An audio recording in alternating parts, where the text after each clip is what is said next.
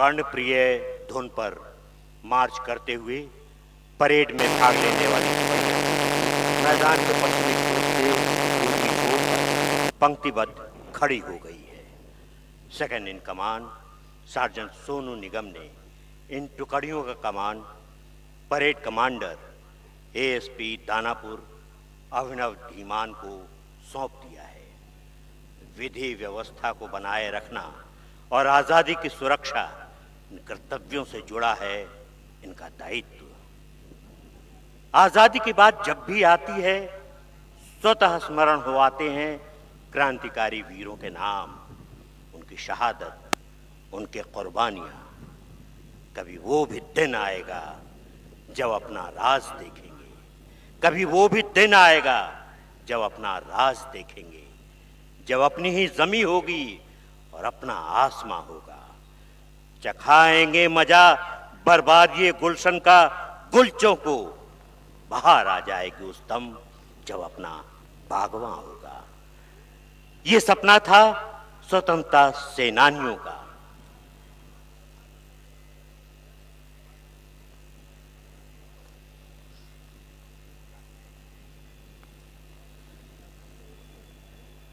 सत्रह 1757 ईस्वी में मुर्शिदाबाद का सिराजुद्दौला ने अंग्रेज व्यापारियों को किलेबंदी पर रोक लगाई।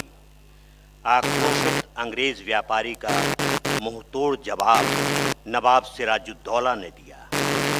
अंग्रेज सेनापति क्लाइव की फौज से नवाब का भीषण युद्ध पलासी के मैदान में हुआ। मीर जाफर, मीरन, राय दुर्लभ, जगत सेठ आदि ने अपने स्वार्थ में सिराजुद्दौला को धोखा दिया। पलासी के युद्ध में सिराज की पराजय हुई।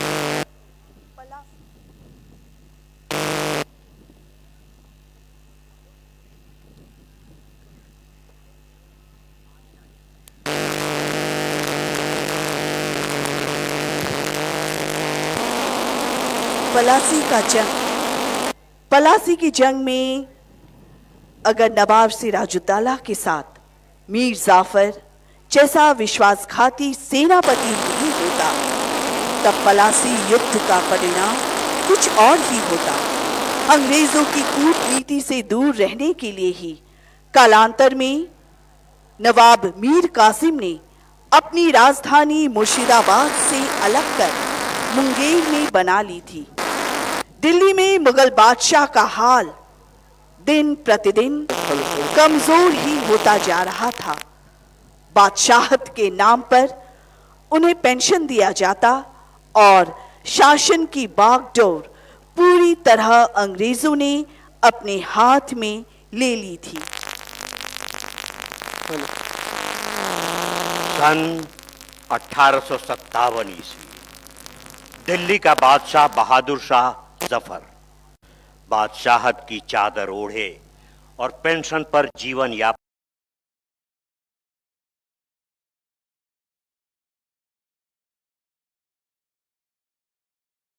करते हुए बहादुर शाह जफर शेरो शायरी में ही बैरकपुर में सिपाही मंगल पांडे ने गोरी सरकार के खिलाफ अपनी आवाज।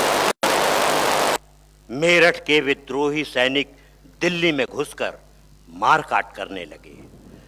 बरेली से देशभक्त मोहम्मद बख्त खां अपनी समस्त सेना के साथ बादशाह के दरबार में जा पहुंचा। उसने बहादुर शाह को बादशाहत की गरिमा का स्मरण दिलाया, कार्यों को संगठित किया और बादशाह की छत्र घर का भेदी लंका ढाल मौका देखकर बादशाह बहादुर शाह और एक दिन 80 वर्षीय बहादुर शाह बंदी बना लिए गए।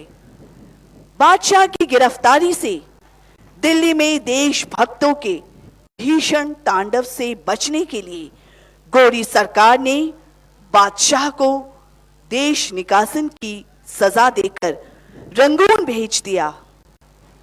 मौत से पहले उस शायर बादशाह ने कहा था, हिंदियों में बू रहेगी जब तलक ईमान की तख्ते लंदन तक चलेगी तेग हिंदुस्तान की।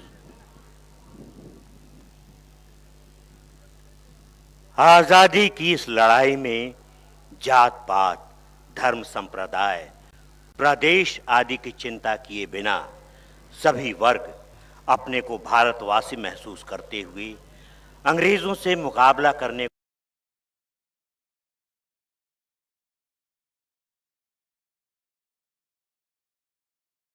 को सदैव तत्पर रहे। आजादी के इस माह में आदिवासियों ने भी बढ़ चढ़कर हिस्सा लिया था। इसकी हिफाजत और शोषण के खिलाफ 1855 से ही संथालों ने ब्रिटिश हुकूमत को चुनौती देने का बीड़ा उठाया। सिद्धू कानू के नेतृत्व में साहेबगंज से शुरू हुए ये आंदोलन छोटा नागपुर, संथाल परगना से लेकर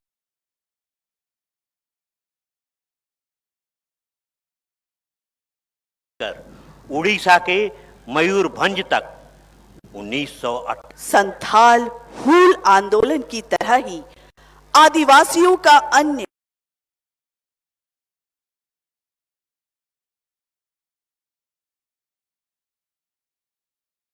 आंदोलन भी उग्र रूप लेता गया।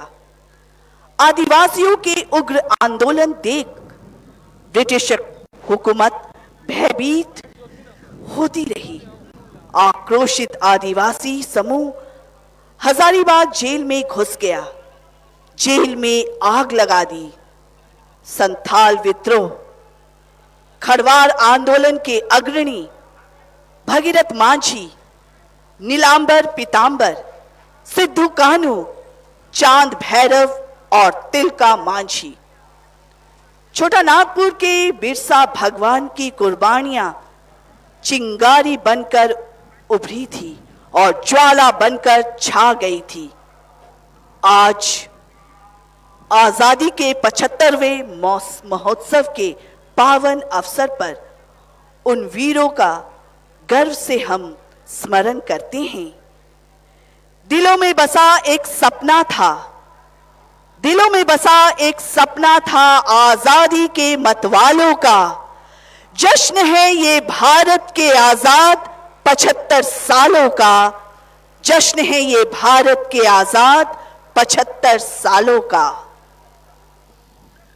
किसी भी देश की आजादी के पीछे देश के लिए प्राणोत्सर्ग करने वाले स्वतंत्रता सेनानियों, देश प्रेमियों और क्रांतिकारी वीरों का हाथ होता है। चाहे वो विद्यार्थी हो, अध्यापक हो, पत्रकार या संपादक हो, नौकरी पेशे वाला हो या फिर साधु संत औघड़ फकीर। देश पर कुर्बान होने वालों की कोई जाति नहीं होती, कोई धर्म या मजहब नहीं होता। उनकी नजर में तो केवल अपना देश होता है। उनका तो एक ही महामंत्र है, जननी जन्मभूमिश्च स्वर्गादपि गरीयसी। एक ही नारा रहा, राष्ट्र के हम हैं, राष्ट्र हमारा है। इस आजादी को प्राप्त करने के लिए हमारे महान नेताओं को तप तपस्या, त्याग, बलिदान, आग और तूफान की अनेक मीठी कड़वी मंजिलों से गुजरना पड़ा। अमीरी की बेशुमार कड़ियों को तोड़ना पड़ा। स्वराज्य की चाहत में उठाए वंदे मातरम, इनकलाब जिंदाबाद और करेंगे या मरेंगे जैसे जोशीले नारों की गूंज से उन सब ने देश के कोने कोने में स्वाधीनता का ऐसा अलख जगाया था कि भारत की सोई आत्मा करवट बदलकर समुद्र की लहरों की तरह तरंगे बनाने लगी। अपनी ओजपूर्ण लेखनी से बंकिम चंद्र चटर्जी ने देश में राष्ट्रवाद का अलख जगाया था। गुरुदेव रविन्द्रनाथ ठाकुर उन्हें अपना साहित्यिक गुरु मानते का प्रकाशन करते थे। तब कविवर रविंद्रनाथ ठाकुर अपनी लेखनी बंग दर्शन में प्रकाशनार्थ भेजते थे और उनका साहित्यिक जीवन इसी पत्रिका से पल्लवित पुष्पित हुआ। गुरुदेव रविन्द्रनाथ ठाकुर ने ही किया था। जगदीशपुर निवाबू कुंवर सिंह 80 वर्ष की उम्र में बिहार के इस सपूत ने गुरिल्ला युद्ध का सहारा लेकर 7 ब्रिटिश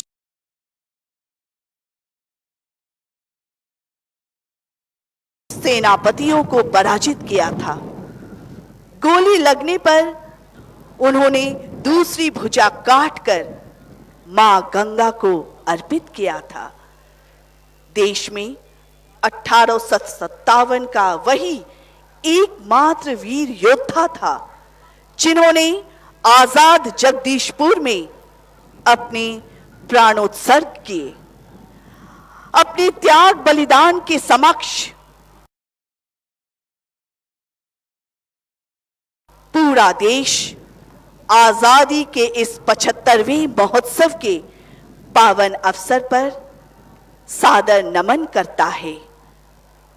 वतन की खातिर लड़ा वतन पे लहू जो अपना बहा दिया, उन्हीं की यादों का है ये मेला। वतन पे सर जो कटा दिया, वतन पे सर जो कटा दिया। आजादी के इस 75वें वार्षिकोत्सव पर हम नमन करते हैं स्वतंत्रता संग्राम के उन अमर सेनानियों को जिन्होंने अपने प्राणों की बाजी लगाकर हमें विरासत में आजादी दी। हम नमन करते हैं उस बहादुर मंगल पांडे को जिन्होंने अंग्रेजों के जुल्म और अत्याचार के खिलाफ बैरकपुर में विद्रोह का प्रथम शंख फूंका था। हम नमन करते हैं राव साहब, तात्या टोपे, बेगम हजरत महल और झांसी की रानी लक्ष्मीबाई को, जिनकी हुंकार और तलवारों की चमक ने 7 समंदर पार ब्रिटेनिया सरकार की नींव हिलाकर रख दी थी। सर पर कफन बांधे ये वीर सपूत मरना जानते थे, झुकना नहीं। रानी लक्ष्मीबाई की वीरता देख ब्रिटिश सेनापति जनरल सर यूरोज ने अपनी डायरी में लिखा था, Rani was the bravest and best military leader I have ever seen. She was the Indian Joan of Arc. आज हर तरफ वतन के वास्ते जीने मरने के गीत गाते बच्चे हों या बूढ़े नजर आते हैं। हम सबका मन भी उनके स्वर में स्वर मिलाकर गाने को मचल उठता है। बुलबुल को गुल मुबारक, गुल को चमन मुबारक, बुलबुल को गुल मुबारक, गुल को चमन मुबारक। हम बेकसों को अपना प्यारा वतन मुबारक। गूंजे हमारे दिल के इस बाग में खिलेंगे, इस खाक से उठे हैं, इस खाक में मिलेंगे। इतिहास के पन्नों में ये तहरीर लिखी है, इतिहास के पन्नों में ये तहरीर लिखी है। कहते हैं जिसे हिंद शहीदों की जमी है। इस देश को हिंदू न मुसलमान चाहिए, इस देश को हिंदू न मुसलमान चाहिए। जो वतन पे हो कुर्बान ऐसा नौजवान चाहिए। आज आजादी के 75वें महोत्सव पर हम बिहार के उन अमर बलिदानियों को भी सादर नमन करते हैं जिन्होंने स्वजन की परवाह किए बिना राष्ट्र के नाम अपना नाम लिख दिया। सासाराम, पूर्णिया, मुंगेर, सहरसा, आरा आदि शहरों में महात्मा गांधी के आह्वान पर सन 42 में युवाओं में एक अलग जोश और जुनून था। सरकारी कार्यालयों पर राष्ट्रीय तिरंगा लहराने के लिए वे आगे बढ़ गए थे।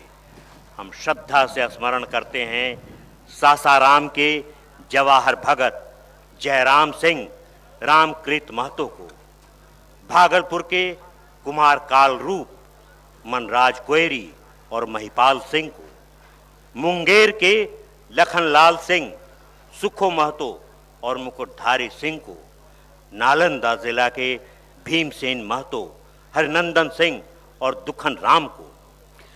हम कोटिश नमन करते हैं पूर्णिया के जोग नारायण सिंह को, बाबूलाल मंडल और बुकरू मियां को, मुजफ्फरपुर के कबरी भदाई, राम प्रसाद तिवारी और कुलदेव मिश्रा को, मोकामा के रामेश्वर कहार, दुखी गोप और श्री नारायण राम को, सहरसा के पुलकित कामत, हरिकांत झा और कलेसर मंडल को, गया के कामेश्वर सिंह, जगन्नाथ मिश्र और कैलाश राम को, दरभंगा के सरजुग कापुर, बुटाई महतो और ननकू केवाणी को, सारण के खूबलाल प्रसाद, रामजस कोयरी और किशोरी प्रसाद को।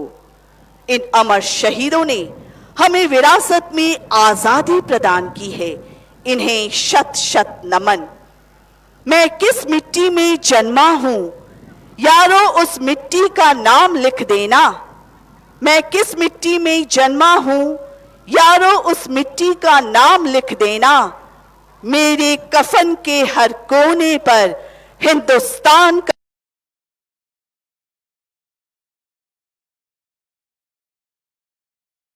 नाम लिख देना, हिंदुस्तान का नाम लिख देना।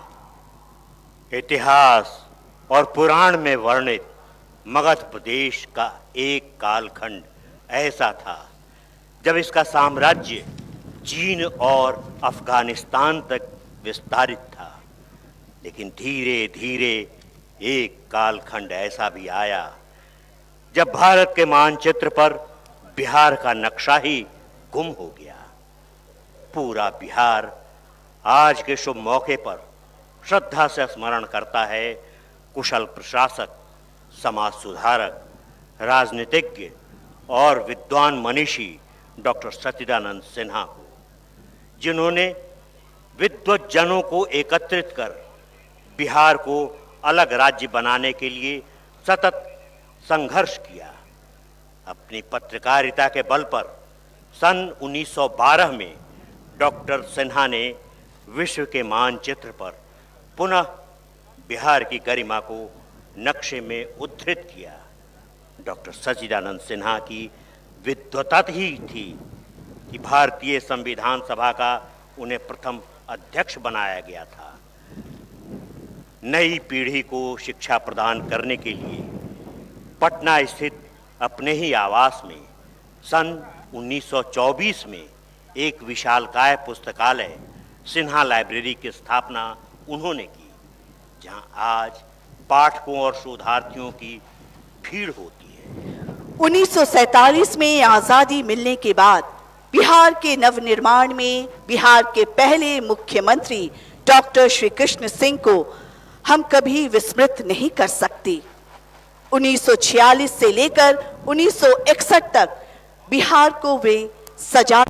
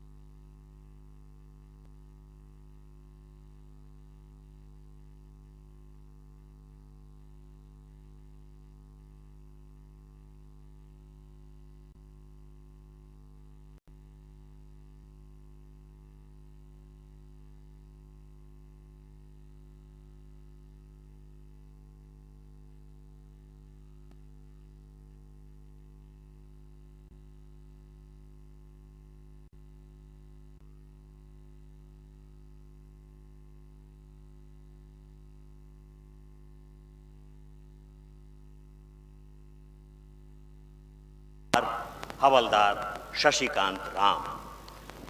इनके अलावा 12 अन्य घोड़ों पर हैं सिपाही राजकुमार लूकस पर, सिपाही स्नेहाशीष चंद्र तिर्की ब्लैक बेल घोड़ा पर, हवलदार विजय प्रसाद पद्मिनी घोड़ी पर, हवलदार मदन गोपाल सिंह शिवा घोड़ा पर, हवलदार बुद्धराम सुल्तान घोड़ा पर, सिपाही संजय कुमार भट्ट विराट घोड़ा पर, सिपाही राकेश रोशन चेतक घोड़ा पर, सिपाही मुकेश कुमार दीपक प्ले बॉय घोड़ा, सिपाही मनीष कुमार ट्यूस्टर घोड़ा, सिपाही आलोक कुमार शबाना घोड़ी, सिपाही रामशंकर सिंह नीलोफर घोड़ा, सिपाही मंगरू राम कावेरी घोड़ी।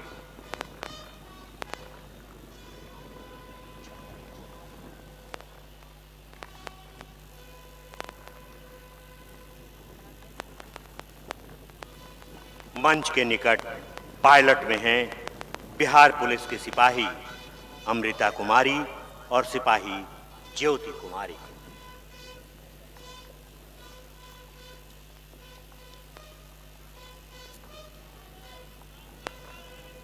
मुख्य अतिथि माननीय मुख्यमंत्री महोदय की सवारी मंच के निकट आकर खड़ी हो गई।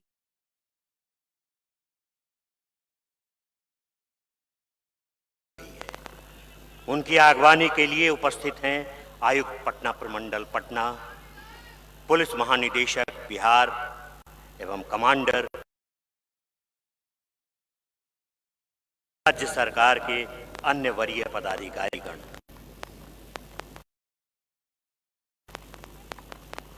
माननीय मुख्यमंत्री महोदय मंच की ओर बढ़ते जा रहे हैं।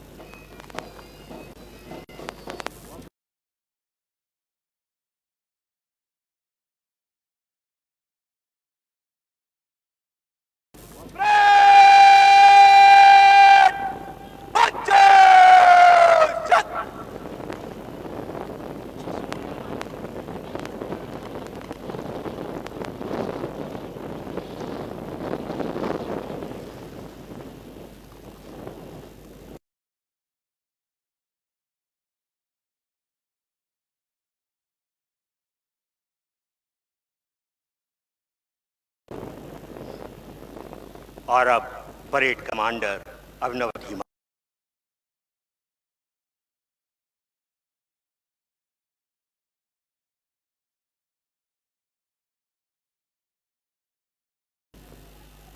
श्रीमान, स्वतंत्रता दिवस परेड 14 कंडीशन परेड पर परेड आपके निरीक्षण के लिए हाजिर है।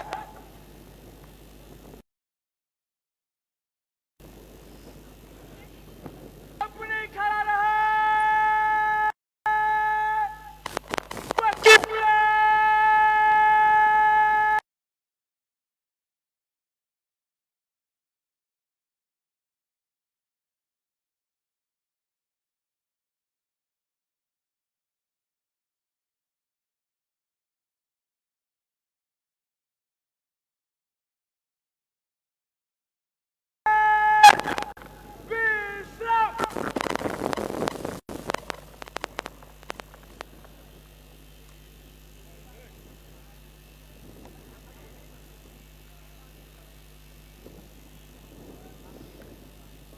माननीय मुख्यमंत्री महोदय अब खुली जीप पर सवार होकर परेड का निरीक्षण करने जा रहे हैं। साथ में हैं परेड कमांडर अभिनव धीमान, जीप ड्राइव कर रहे हैं HQRT के चालक हवलदार मनोज कुमार सिंह। सामने खड़ी टुकड़ियां जवानों की है।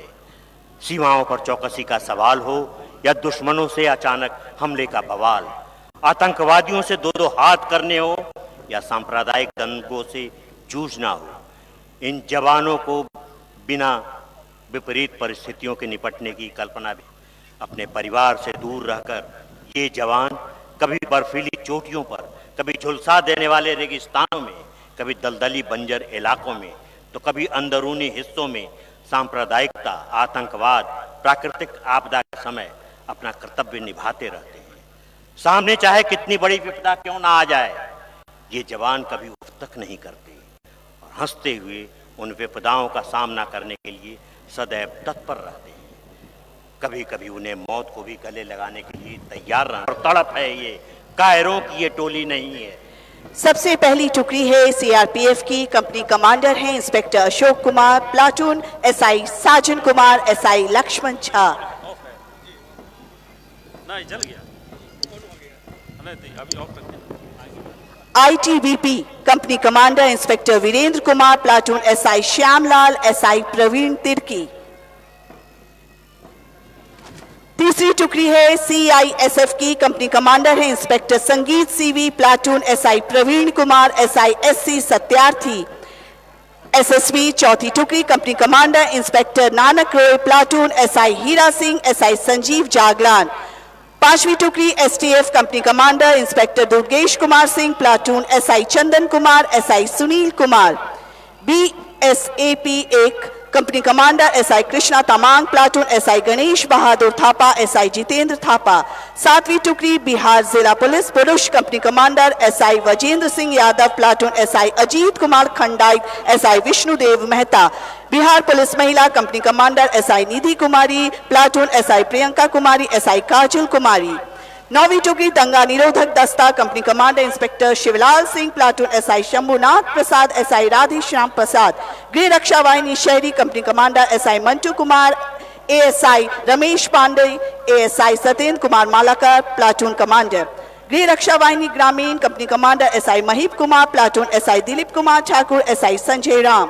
उत्पाद एवं मद्य निषेध विभाग company commander inspector Prakash Kumar, platoon SI Manoj Kumar,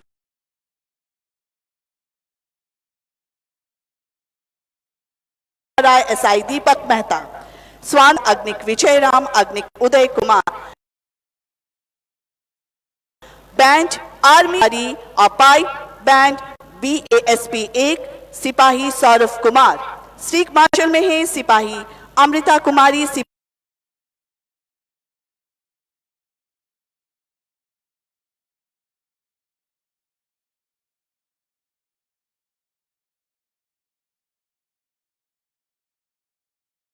ज्योति कुमारी और जीप चालक हैं एचक्यूआरटी के हवलदार मेरे देश के लिए जान देने का मौका ही हो, किंतु अच्छी भावना के साथ किया।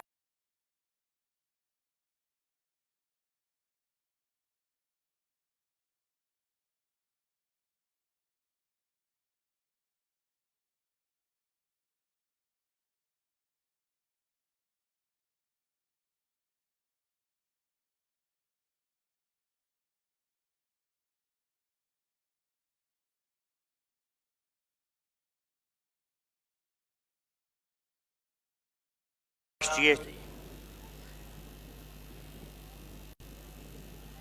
भारत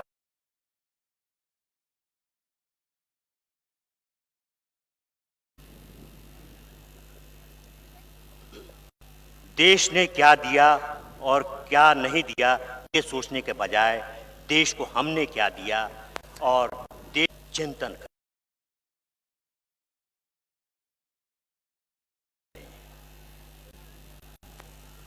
पर आ गई है और माननीय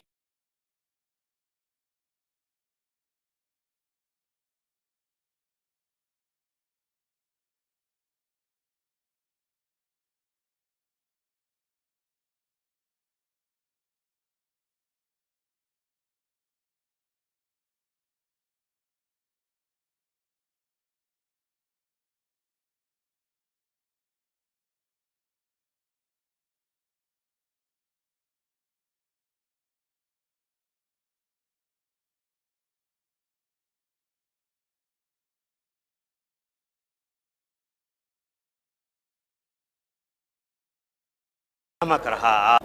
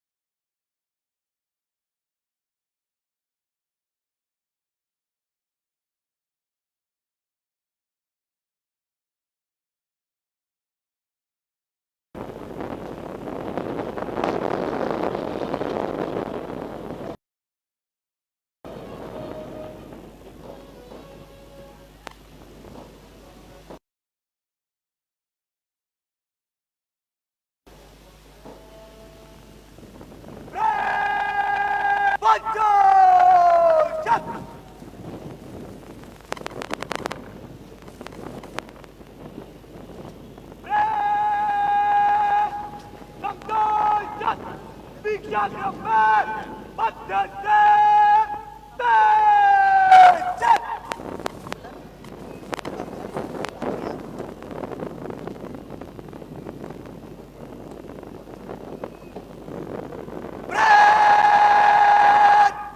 जनरल सलाम सलाम में जब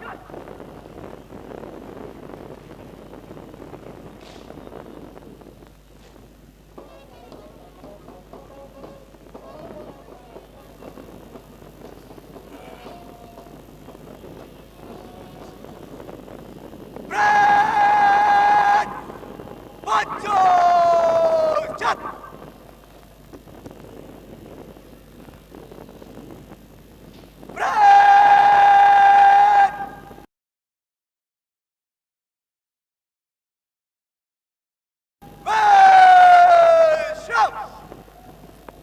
पिंगले वेंकैया द्वारा डिजाइन किए गगन में लहराते इस राष्ट्रीय ध्वज को हम सादर नमन करते हैं।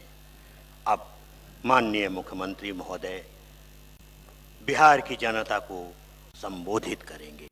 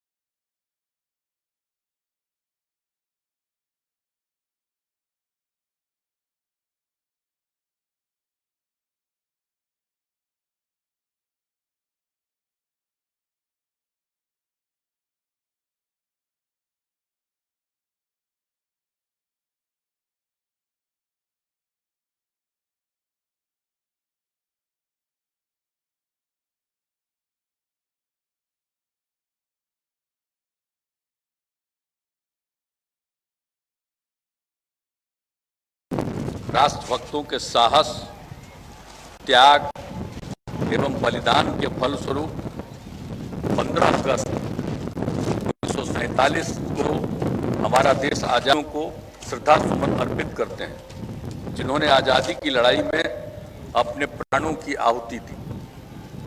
उनके उच्च आदर्श आज भी हम सबों के लिए प्रेरणा के स्रोत हैं। मैं उन वीर जवानों को भी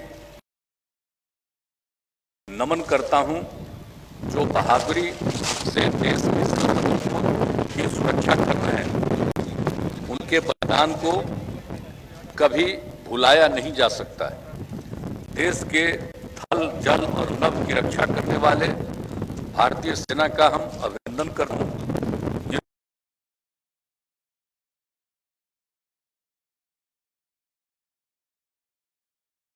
उन्होंने कॉमनवेल्थ खेलों में पदक जीतकर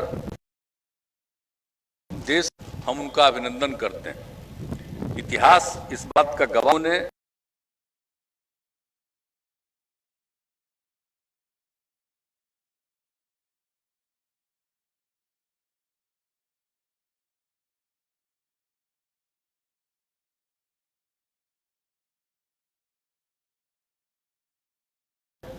हमेशा लोकतंत्र को मजबूती प्रदान की। इस वर्ष मानसून की बेरुखी के कारण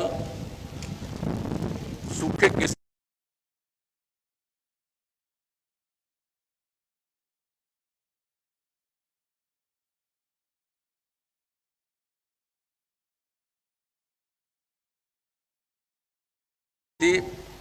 सूखे की स्थिति उत्पन्न होता और अगस्त तक औसत वर्षापात में 39% की कमी हुई है, जिससे धान रोपनी 80% ही हो पाई है।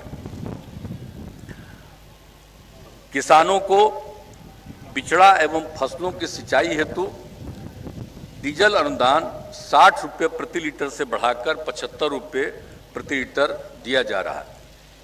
डीजल अनुदान के लिए अभी तक लगभग 1,02,000 आवेदन प्राप्त हुए हैं, जिसमें से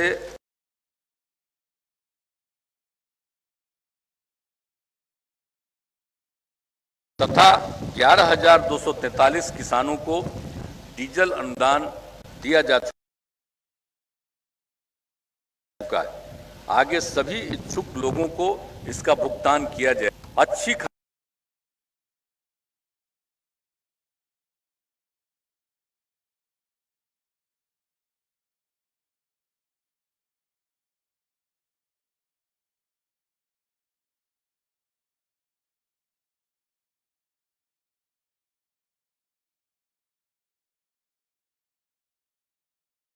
सस्ता पड़ता है। कृषि के लिए प्रतिदिन 16 घंटे बिजली की निर्बाध आपूर्ति की जा रही है। कृषि कार्य से जुड़े ट्रांसफार्मर यदि खराब होते हैं उन्हें तत्काल बदला जा रहा है। जो किसान धान की रोपनी नहीं कर पाए हैं उनके लिए आकस्मिक फसल योजना के तहत कम अवधि के फसलें जैसे मक्का, कुल्थी, उड़द, तोरिया, मटर, मिट्टी आदि के बीज निःशुल्क उपलब्ध कराने की पूरी तैयारी की जा चुकी है, ताकि किसानों को कुछ न कुछ आमदनी जरूर हो सके। हमारा शुरू से ही संकल्प है, राज्य के खजाने पर आपदा पीड़ितों का पहला अधिकार है। यहाँ हर आपदा पीड़ित को सहायता दी जाती है, चाहे सुखाड़ हो या बाढ़ हो। अब आपदा की स्थिति से निपटने के लिए विद्यालयों में कई तरह के प्रशिक्षण कार्यक्रम चलाए जा रहे हैं। इसमें बच्चों को भूकंप से बचने के लिए मॉक ड्रिल तथा अन्य माध्यम से आपदाओं से निपटने के विषय में बताया जा रहा है।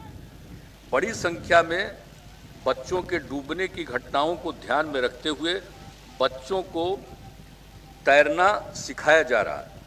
साथ ही दिव्यांग बच्चों को आपदाओं से सुरक्षित रखने के लिए उन्हें प्रशिक्षित किया जा रहा है। अब ये जो कोरोना महामारी का भी दौर है, आप जानते ही हैं, पूरा विश्व कोरोना से पीड़ित रहा है और हम लोगों के देश में तो मार्च 2020 से कोरोना का सामना हो रहा है। अब इस वर्ष की शुरुआत से ही कोरोना के मामले बीच में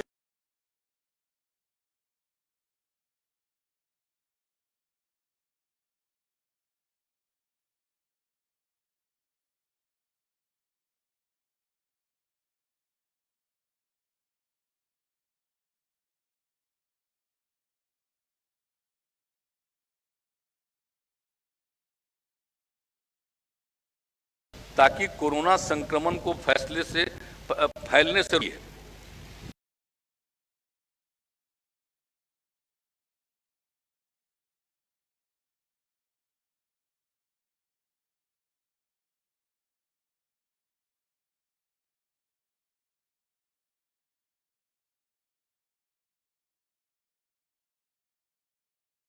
संख्या पर जांच का है 6,38,000, यानी बिहार में जांच की प्रक्रिया हम लोगों की पूरी तेज रहती है और प्रतिदिन इसकी समीक्षा की जाती है। हम लोग लगातार इस पर ध्यान दिए रहते हैं। अब मार्च 21 से ही कोविड-19 टीकाकरण का कार्य भी तेजी से चल रहा है। इसमें प्रथम खुराक, द्वितीय खुराक और प्रिकॉशनरी डोज को मिलाकर 14,75,00,000 से अधिक कोरोना के टीके दिए जा चुके हैं। संकट की घड़ी में राज्य सरकार लोगों के साथ रही है तथा लोगों को हर संभव सहायता एवं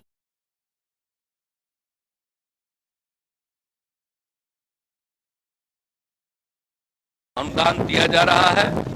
केंद्र सरकार के निर्णय के उपरांत सब प्रति को परिवार को 50,000 रुपया अतिरिक्त मदद दे रहे हैं।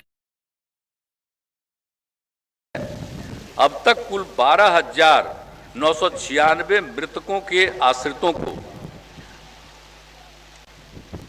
584 करोड़ और 82 लाख रुपए का भुगतान हो चुका है। अब हर चीजों में हम लोग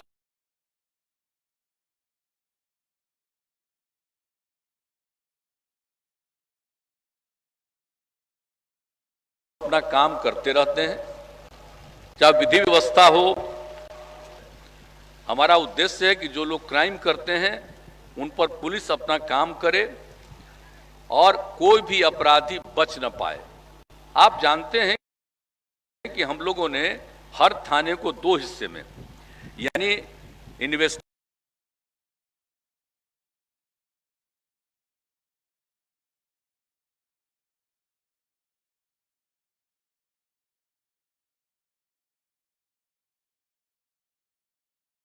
में रहते हैं ताकि जहां पर कोई क्राइम होता सुरक्षा करते रहे।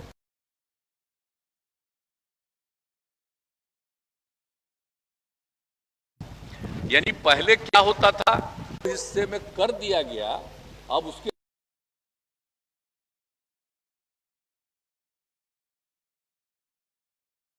चलते जहां भी पूरे तौर पर करते रहते हैं और पूरा का पूरा विभाग, इसके वरिष्ठ अधिकारी एक एक चीज को देखते रहते हैं और समय समय पर, और किसी चीज की नहीं कि भाई कितना क्राइम बचा हुआ है, हर तरह से हम लोगों ने, आप उसकी पूरी की पूरी जांच करिए। ये सब काम हम सब लोग कर रहे हैं और इसी को ध्यान में रख करके पुलिस बल की संख्या में बढ़ोतरी भी की गई है और आगे भी इसकी बढ़ोतरी करने का हम लोगों ने निर्णय लिया है और पुलिस के लिए वाहन और अन्य आवश्यक संसाधन उपलब्ध कराए गए। हाल ही में आपातकालीन स्थिति से निपटने के लिए डायल 112 की इमरजेंसी सेवा प्रारंभ की गई है। इसके तहत अपराध की घटना, आगजनी, वाहन दुर्घटना, मेडिकल इमरजेंसी आदि की सूचना पटना स्थित कॉल सेंटर में आने पर तत्काल पुलिस सहायता एवं आवश्यकता अनुसार फायर ब्रिगेड में एम्बुलेंस की सहायता भी पहुंचाई जा रही है। एक दिन जा करके इस काम की शुरुआत करने का मौका मुझको मिला और हमने पूरा विमर्श किया और देखा, ये बहुत अच्छी बात है कि अगर इस तरह से लोगों को होगा और इसके लिए और भी जितने वाहन वगैरह की बात है उन सबों को बढ़ाया जा रहा है और इसके लिए जितने अधिकारियों की और आवश्यकता होगी उनको इस काम में लगाया जाएगा। जब भी कुछ होता है यहाँ से उस इलाके को सूचित भी करते हैं और यहाँ से भी वहाँ पर भेजने का प्रबंध किया जाता है। तो ये सब काम हम लोग काम कर रहे हैं और आप समझ जाए कि शुरू में ही जो सब जो है हम लोगों ने सांप्रदायिक सौहार्द का भी शुरू से माहौल कायम किया है। शुरू से ही सांप्रदायिक घटनाओं में लगातार कमी आई है। सांप्रदायिक तनाव की घटनाओं के प्रकाश में आने पर पुलिस एवं प्रशासन द्वारा त्वरित कार्रवाई की जा रही है। ये 2006 से ही हम लोगों ने इस पर जितनी बातचीत की है और इस बात को देख करके ये सारे पुलिस के लोग और प्रशासन के लोग कहीं भी इस तरह की घटना होती है उसमें सक्रिय रहते हैं, तत्काल वहां पहुंचते हैं।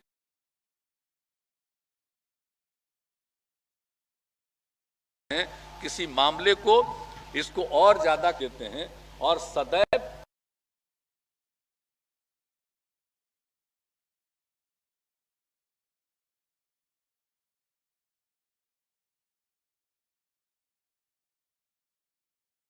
अवस्थित और संवेदनशील कब्रिस्तानियों की घेराबंदी की जा रही है। अब तक 9,442 चिन्हित किया गया है और 7,220 कब्रिस्तानों की घेराबंदी कर ली गई है।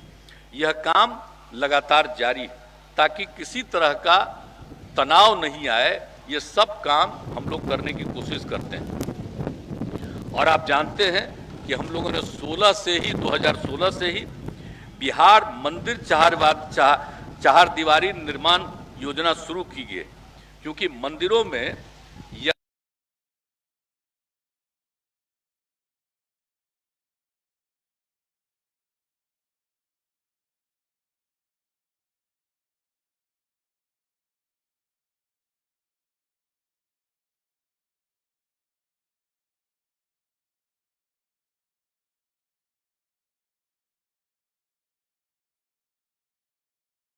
कदा मूर्ति चोरी की भी घटनाएं घटती रहती। तो इसी को ध्यान में रख करके हम लोगों ने सोचा कि जहां जिनकी चारदीवारी नहीं है उसकी चारदीवारी हम लोग करें, और जो 60 साल से पुराना जितने धार्मिक न्यास परिषद में निबंधित हमारे पुराने मंदिर हैं उनकी घेराबंदी करने का काम शुरू कर दिया गया। अब तक 295 मंदिरों की चारदीवारी की जा चुकी है, और अब हमने कहा है कि इसके अलावे भी और जितने की भी चारदीवारी नहीं है और 60 साल से कम वाले भी हैं उनको भी हम लोग आगे देखेंगे, ताकि हर हालत में ठीक ढंग से चारदीवारी हो जाए और कोई घचपच इधर उधर नहीं कर सके। मंदिर में जा करके कोई कुछ भी न कुछ भी कहीं से कहीं मूर्ति की चोरी भी करता है, और ये सब तरह की घटनाएं घटती है। इसी को रोकने के लिए हम लोगों ने 16 से किया है, इसको आगे भी हम लोग काम करेंगे। और आप जानते हैं कि हम लोगों ने अब आगे का भी यही तय कर दिया है, सभी शहरों एवं महत्वपूर्ण नदी घाटों पर विद्युत शवदाह गृह सहित मोक्ष धाम निर्माण का निर्णय लिया गया है। अब परंपरागत शवदाह गृहों को ठीक कराकर और लोगों को दाह संस्कार एवं बैठने आदि की सुविधाएं उपलब्ध कराते हुए मोक्ष धाम के रूप में विकसित करने की योजना बनाई जा रही है, उसको पूरा किया जाएगा। साथ ही यहाँ पर विद्युत शवदाह गृह की भी व्यवस्था होगी, यानी जो चाहेंगे वो विद्युत शवदाह गृह भी कर सकेंगे। ये सब चीज हम लोगों ने करने का निश्चय किया। और प्रशासनिक सुधार के लिए भी सारा काम, अब आप जानते ही हैं कि बिहार लोक सेवा कानून हम लोगों ने 11 में लागू किया। अब इसके तहत नागरिकों को विभिन्न लोक सेवाएं एवं नियमित समय सीमा के अंतर्गत उपलब्ध कराया जा रहा। 15 अगस्त 2011 से इसको शुरू किया गया और अब तक 31 करोड़ 65 लाख से अधिक सेवाएं प्रदान की जा चुकी है। शुरू में 9 विभागों की 35 सेवाएं थी, अब इसको बढ़ा करके 14 विभागों की 153 सेवाओं की शुरुआत कर दी गई है। अब इसमें से जो भी होता है उसमें 73% केवल जाति का, आय का और किसी के आवास का, निवास का प्रमाण पत्र, इसके लिए सबसे अधिक लोगों का आता है एप्लीकेशन, तो 73% लोग इसका लाभ ले रहे हैं। और हम लोगों ने यह भी कर दिया है, लोक सेवाओं को प्राप्त करने के लिए ऑनलाइन सुविधा भी दी गई है। अब इसमें 90% लोग ऑनलाइन सुविधा ले रहे हैं, ये सब चीज हो रहा है। और लोक शिकायत निवारण कानून भी आपको मालूम है हम लोगों ने जो लागू किया 16 में, तो उसके बाद आप समझ लीजिए कि अब तक कुल प्राप्त 12,18,075 आवेदनों में से 11,80,672 आवेदनों का निष्पादन किया जा चुका। अभी निरंतर चलता है, लेकिन अब हम लोगों ने तब 1 साल से फिर शुरू कर दिया है जनता के दरबार में मुख्यमंत्री का कार्यक्रम। अब ये इसको भी शुरू कर दिया है, यानी लोक शिकायत निवारण अधिकार नियम जारी रहेगा, वो चलता रहेगा, और उसके साथ जो जनता के दरबार में मुख्यमंत्री का कार्यक्रम है यह भी सब चलता रहेगा। अब आपको सबको मालूम है कि हम लोगों ने विकास का जो काम किया, राज्य में सड़कों और पुल पुलियों और भवनों का निर्माण किया। हम लोगों ने पहले सोचा था कि जो दूर दराज के जो इलाके हैं उससे राजधानी पटना पहुंचने में 6 घंटे से ज़्यादा समय न लगा। अब वो जब हो गया तो उसके बाद तय कर दिया हम लोगों ने कि अब 5 घंटे का करेंगे। इसके लिए और ज़्यादा सड़कों का निर्माण, पुल पुलियों का निर्माण, ये सब चलता रहा है। और हर तरह से चारों तरफ आप जानते हैं कि फ्लाईओवर और एलिवेटेड रोड का जाल बिछाया गया है, और अन्य जिलों में आरओबी एवं फ्लाईओवर का निर्माण कराया जा रहा है। तो हर तरह से यानी आप समझ लीजिए पुलियों के लिए भी काम हो रहा है। और एक तो अभी आपको मालूम है हम लोगों ने शुरू किया था दीघा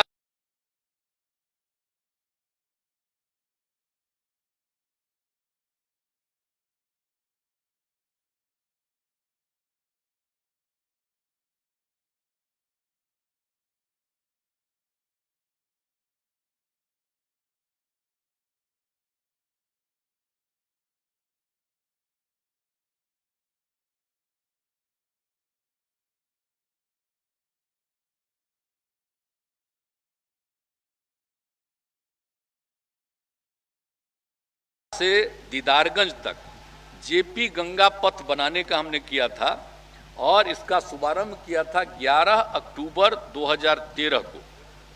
अब अभी जाकर के 24 जून 2022 से जेपी गंगा पथ के दीघा से पीएमसीएच तक के भाग को लोगों के लिए शुरू किया गया।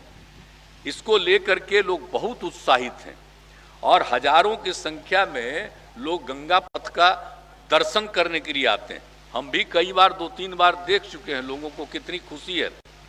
और दीघा से दीदारगंज तक संपूर्ण ले जाने की योजना है, जहां पर गंगा नदी पर निर्मित होने वाले शेरपुर दीघापुर 6 लेन पुल से भी संपर्कता होगी और पूरब में गंगा पथ को गंगा नदी पर बन रहे कच्ची दरगाह विद्युपुर 6 लेन पुल से भी जोड़ा जाएगा। और भविष्य में हमारी इच्छा है कि गंगा पथ को पूरब के किनारे अब ये जो पथ बन रहा है जेपी गंगा पथ, अब कितना लोगों को खुशी और कितनी दूर तक एक जगह से दूसरे जगह पर जाने का और फिर दक्षिण बिहार से उत्तर बिहार जाने में लोगों को कितनी और ज़्यादा सुविधाएं होंगी। तो ये काम भी हम लोगों का जारी रहेगा। और एक बात आप जान लीजिए, एक चीज़ हम लोगों ने और कर दिया कि सड़क पुल और भवनें जो सरकार बनाती है इसका मेंटेनेंस को भी डिपार्टमेंट को ही करना है। अब इसके लिए पूरी तैयारी चल रही है। आप समझ रहे हैं कि जितने संबंधित विभाग इसकी पूरी तैयारी लगभग कर चुके हैं। अब विभागीय तौर पर मेंटेनेंस के लिए आप समझ लीजिए अब इंजीनियर्स की और अन्य कर्मचारियों की बड़ी संख्या में और बहाली होगी। ये खाली टेंडर कर कर के मेंटेनेंस का कोई मतलब है? हम तो पहले से भी बराबर कहते रहे, अगर डिपार्टमेंट ही मेंटेनेंस करेगा और उसके लिए पूरी संख्या में और जितने इंजीनियर की जरूरत है, अन्य कर्मियों की जरूरत है, सबको बहाल करके रखा जाएगा और उन्हीं का काम है सड़क को, पुल पुलिया को और जितने भवन बनते हैं उन सभी का मेंटेनेंस वो नियमित रूप से करते रहे। ये होगा तो कभी किसी तरह की दिक्कत नहीं आएगी। तो ये सब बिहार में ही कुछ काम होते रहता है, इसलिए समय समय पर आप लोगों के ध्यान में हम लोग ला लेते हैं। अब कितने हुए हैं आप जानते ही हैं कि हर प्रकार के कितने तरह के भवनों का हम लोगों ने निर्माण किया। अब आप सामने ही देख लीजिए, सम्राट अशोक कन्वेंशन केंद्र यही देख रहे हैं ना, सम्राट अशोक कन्वेंशन केंद्र, इसमें ज्ञान भवन सबसे पहला बना, बापू सभागार, सभ्यता द्वार पीछे, और हमने यहीं पर सम्राट अशोक की सांकेतिक सिंबॉलिक प्रतिमा लगाई है। अब ये कितना बढ़िया है। और जान रहे हैं बापू सभागार में 5000 की संख्या है। अभी तक देश में कहीं नहीं बना है इतना बड़ा, अब यहाँ पर ये बना हुआ है और कितने लोग आ रहे हैं। तो यही सामने देख लीजिए सम्राट अशोक कन्वेंशन केंद्र, हम लोगों ने इसको बनाया। और फिर पटना में जो अंतर्राष्ट्रीय मानक के रूप में इंटरनेशनल स्टैंडर्ड का बिहार म्यूजियम का निर्माण कराया गया। पटना म्यूजियम का भी विस्तार कर रहे हैं और दोनों म्यूजियम को, पटना म्यूजियम और बिहार म्यूजियम को आप समझ लीजिए भूमिगत मार्ग से जोड़ने की योजना पर भी काम शुरू हो गया। और उसके अलावे सरदार पटेल भवन का निर्माण कराया और यह भूकंप रोधी भवन है। 9 रिक्टर स्केल की तीव्रता वाले भूकंप के झटके को ये सह सकता है, ऐसा बनाया गया है। और इसलिए यहाँ पर पुलिस मुख्यालय, गृह विभाग और आपदा प्रबंधन विभाग को वहीं पर रखा गया है। कहीं अगर ऐसी दुर्घटना होगी वो रहेगा और वहीं से फिर पूरे सब जगहों पर लोग इसको देख सकते हैं। और 7 दिन तक वहां जितने भी अधिकारी और कर्मचारी रहते हैं उनको किसी तरह की दिक्कत नहीं हो सकती है। इस तरह का बिल्डिंग बनाया गया है, ये खास तरह का बिल्डिंग बनवाया गया है और जो काम कर रहा है आप लोगों को भी, सब लोगों को मालूम है इसके बारे में। और समझ लीजिए कि उसके पहले भी तो हम लोग 2012 में भी राजगीर में इंटरनेशनल कन्वेंशन सेंटर का निर्माण कराया और 2018 में हम लोगों ने बोध गया में महाबोधि सांस्कृतिक केंद्र का निर्माण शुरू किया गया और अभी हाल ही में 16 अप्रैल 2022 को उसका भी निर्माण पूरा हो गया। तो इस सब तरह से, और बाकी आप जानते हैं 1917 में जो बापू आए थे, राष्ट्रपिता महात्मा गांधी, चंपारण सत्याग्रह में, तो उनके बिहार आने की स्मृति में ही मोतिहारी और बेतिया में 2000 की क्षमता के चंपारण सभागार का निर्माण पूरा हो चुका है। और मुजफ्फरपुर में, चूंकि बापू आए थे और पटना से मुजफ्फरपुर से ही आगे गए थे, तो मुजफ्फरपुर में भी इसी तरह का सभागार का निर्माण चल रहा। इसके अलावे अन्य महत्वपूर्ण भवनों का निर्माण भी किया जा रहा, जिसमें आप जान लीजिए कि बुद्ध सम्यक दर्शन संग्रहालय वैशाली में बुद्ध स्मृति स्तूप बनाया जा रहा है। अब आप समझ लीजिए कि भगवान बुद्ध के अस्थि अवशेष इसमें रखे जाएंगे। ये अस्थि अवशेष वैशाली के पास मड स्तूप से खुदाई करके निकाले गए थे पहले, कई साल पहले, और वो वर्तमान में पटना म्यूजियम में रखा हुआ सुरक्षित तौर पर। ये बन जाएगा, वहां पर रहेगा। लोग कितनी बड़ी संख्या में उसको देखने जाएंगे। आप जानते हैं वैशाली का भी इसका कितना बड़ा संबंध है। और पूरे तौर पर हमारे जो यूथ हैं, इन सबको साइंस के बारे में नई जानकारी देने के लिए पटना में आधुनिक साइंस सिटी का निर्माण किया जा रहा है। और इसका नामकरण हम लोगों ने किया था APJ Abdul Kalam science city. उनका निधन हो गया था, उनका बिहार से बड़ा अच्छा संबंध था, आते रहते थे, राष्ट्रपति थे तब भी, राष्ट्रपति के बाद भी। तो जब उनका निधन हो गया तो हमने कहा कि नहीं, उनकी स्मृति में हम इसको रखेंगे, इसलिए उसका नाम हमने APJ Abdul Kalam science city रखा गया। अब चंपारण सत्याग्रह शताब्दी समारोह की स्मृति में पटना में बापू टावर बन रहा है और उस बापू टावर का निर्माण जो कराया जा रहा है, इसमें राष्ट्रपिता महात्मा गांधी के जीवन एवं विचारों को प्रदर्शित किया जाएगा, ताकि नई पीढ़ी के लोगों को एक एक चीज बापू के बारे में मालूम हो जाए, कोई भूले नहीं। देश को जो आजाद कराया, नई पीढ़ी के लोगों को हर तरह से याद रहना चाहिए कि हमारे बापू ने क्या किया। तो एक एक चीज वहां पर हम लोग ऐसा करवा देंगे, चारों तरफ से ला करके कर रहे हैं, बराबर हम देखते रहते हैं, ताकि नई पीढ़ी के एक एक बच्चे बच्चियों को पूरी जानकारी बापू के बारे में हो, तो वो हर चीज को देखेंगे। ये भी हम लोग सब बनवा रहे हैं। तो सब तरह से काम कर रहे हैं। और काम हम लोग कौन सा छोड़ रहे हैं? आप जानते हैं महिला सशक्तिकरण का सब तरह का काम करते हैं।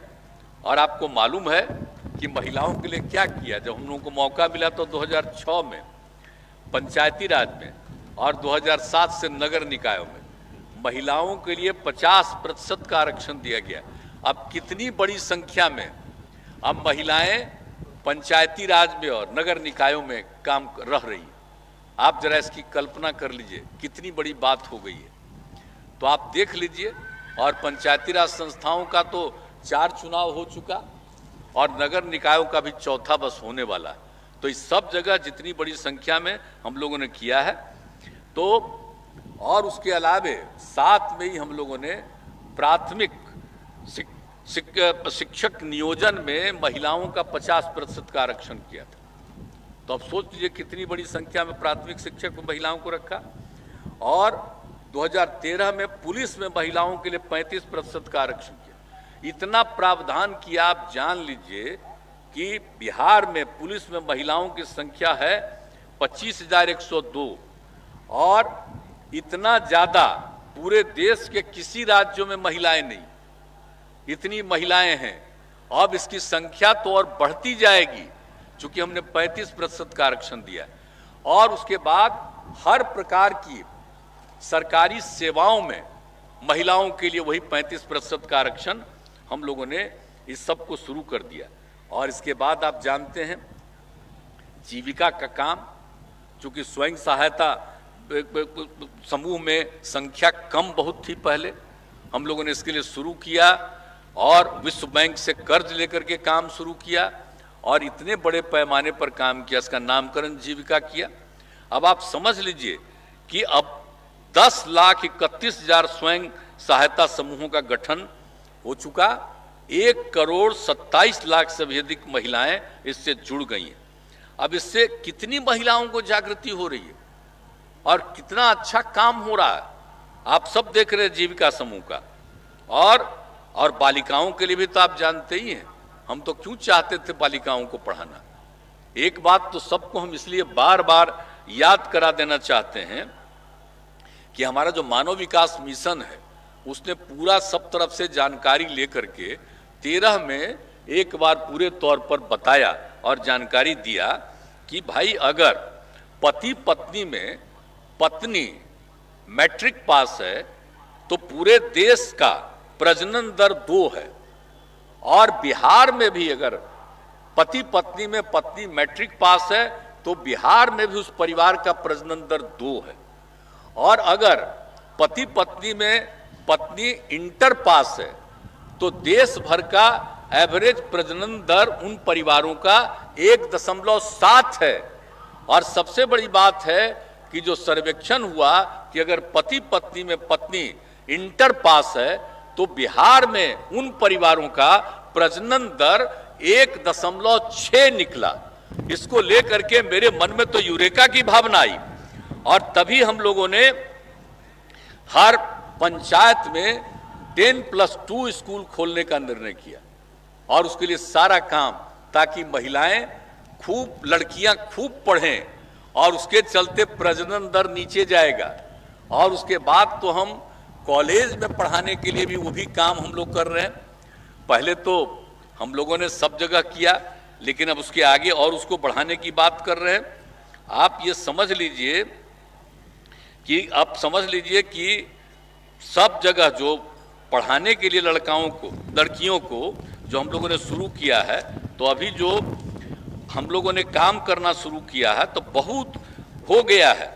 अब इसके लिए आप समझ लीजिए नए विद्यालय भवन के लिए में 2,768 स्कूलों में और 3,503 विद्यालयों को अतिरिक्त क्लासरूम आदि का निर्माण काम किया कर रहा है। अब उसमें आप समझ लीजिए कि 7,530 करोड़ रुपए की योजनाएं स्वीकृत, तो ये सब काम किया जा रहा है। और आप जान लीजिए कि जो ये बात हो रही है कि अब जो हम लोगों ने इतना पढ़ाई का काम करवा रहे हैं, आप समझ लीजिए 2005 में बिहार का प्रजनन दर था 4.3, अब बढ़ते बढ़ते अब घट करके आ गया है 3, और अभी कल ही हमको बताया गया है कि थोड़ा और घट गया है, 2.9 पर हुआ। अब इसीलिए हम सबको पढ़ाना चाहते हैं कि कुछ ही साल के अंदर ये काम जारी रहेगा तो प्रजनन दर हमारे यहां भी 2 पर आ जाएगा। तो ये कितनी बड़ी बात है। अब इसके लिए कोई प्रतिबंध लगाने की जरूरत नहीं है कि भाई कोई भी परिवार में इससे अधिक कोई नहीं पैदा कर सकता है, इसकी कोई जरूरत नहीं है। सबसे बड़ी चीज है कि अगर प्रजनन दर बच्चियों को पढ़ाएंगे तो आप समझ लीजिए कि 2 पर पहुंच जाएगा। तो इसलिए ये सब बात हो रही है और कभी कभी चर्चा होते रहती है। तो हमने तो कहा ना भाई कि कहां कहां चाइना ने क्या किया था, 1 पर किया था सीमित, उसकी हालत खराब हो गई, तब फिर 2 पर किया और अब 3 किया। इसलिए ये सब बेकार चीज, असली चीज है, लोगों को पढ़ाना चाहिए। तो उसके लिए हम लोगों ने सारा काम किया है। और आप जान लीजिए कि पूरे तरह से जो मैंने अनुमंडल स्तर पर कॉलेज की स्थापना है, अब इसके आगे भी और बढ़ाने की बात हम लोग सोच रहे हैं कि ताकि लड़कियां वहां पढ़े, लड़कियां आगे पढ़े। इसलिए आप जानते ही है ना, पहले जो इंटर पास लड़की करती थी उसको 10,000, और कोई अगर ग्रेजुएट कर ले तो उसको 25,000, और अब तो बढ़ा के हम कर दिए कि लड़की इंटर पास कर जाए तो उसको 25,000, और ग्रेजुएशन कर ले तो 50,000 सरकार देगी। तो इतना करने के बाद ताकि लड़कियों को, और हम लोग ये सब काम करते रहते हैं। तो इन सब चीज़ों की चर्चा का मतलब यही है कि इस पर हम सब लोगों को ध्यान देते रहना चाहिए। और न्याय के साथ विकास तो हम लोग करते ही रहे हैं। अनुसूचित जाति, जनजाति, अति पिछड़ा वर्ग के विद्यार्थियों के लिए सिविल सेवा प्रोत्साहन योजना लाई जा रही है, यानी बिहार लोक सेवा आयोग यानी बीपीएससी में, और संघ लोक यूपीएससी में 1000 रुपया, और अगर यूपीएससी यानी संघ लोक सेवा आयोग का है तो उसको 1 लाख रुपए की प्रोत्साहित राशि, ताकि पहला परीक्षा पास कर जाए तो दूसरा और अंतिम परीक्षा की पूरी तैयारी, क्योंकि ज्यादातर गरीबी परिवार है, यह हम लोगों ने शुरू कर दिया। अब इसका लाभ लोग ले रहे हैं। अनुसूचित जाति जनजाति के अभ्यर्थियों को बीपीएससी में 3118 और यूपीएससी में 92 लोगों ने फायदा लिया। अति पिछड़े वर्ग के उत्तीर्ण अभ्यर्थियों में बीपीएससी में 4301 और यूपीएससी में 113 ने योजना का लाभ लिया। तो इस तरह से एक एक चीज के लिए हम लोग कर रहे हैं। और कौन काम नहीं कर रहे हैं? ग्राम परिवहन योजना हर जगह पर, हर ग्रामीण क्षेत्रों में हम लोग जो काम कर रहे हैं, प्रत्येक पंचायत में 7 योग्य वाहनों की शुरुआत, और 4 देते हैं हम लोग, और उसके लिए 1 लाख रुपए का अनुदान। और हम लोग अनुसूचित जाति जनजाति के लिए हर पंचायत में 4 और अति पिछड़ा के लिए 3 वाहन देने का हम लोगों ने योजना चलाई है, चल रही है।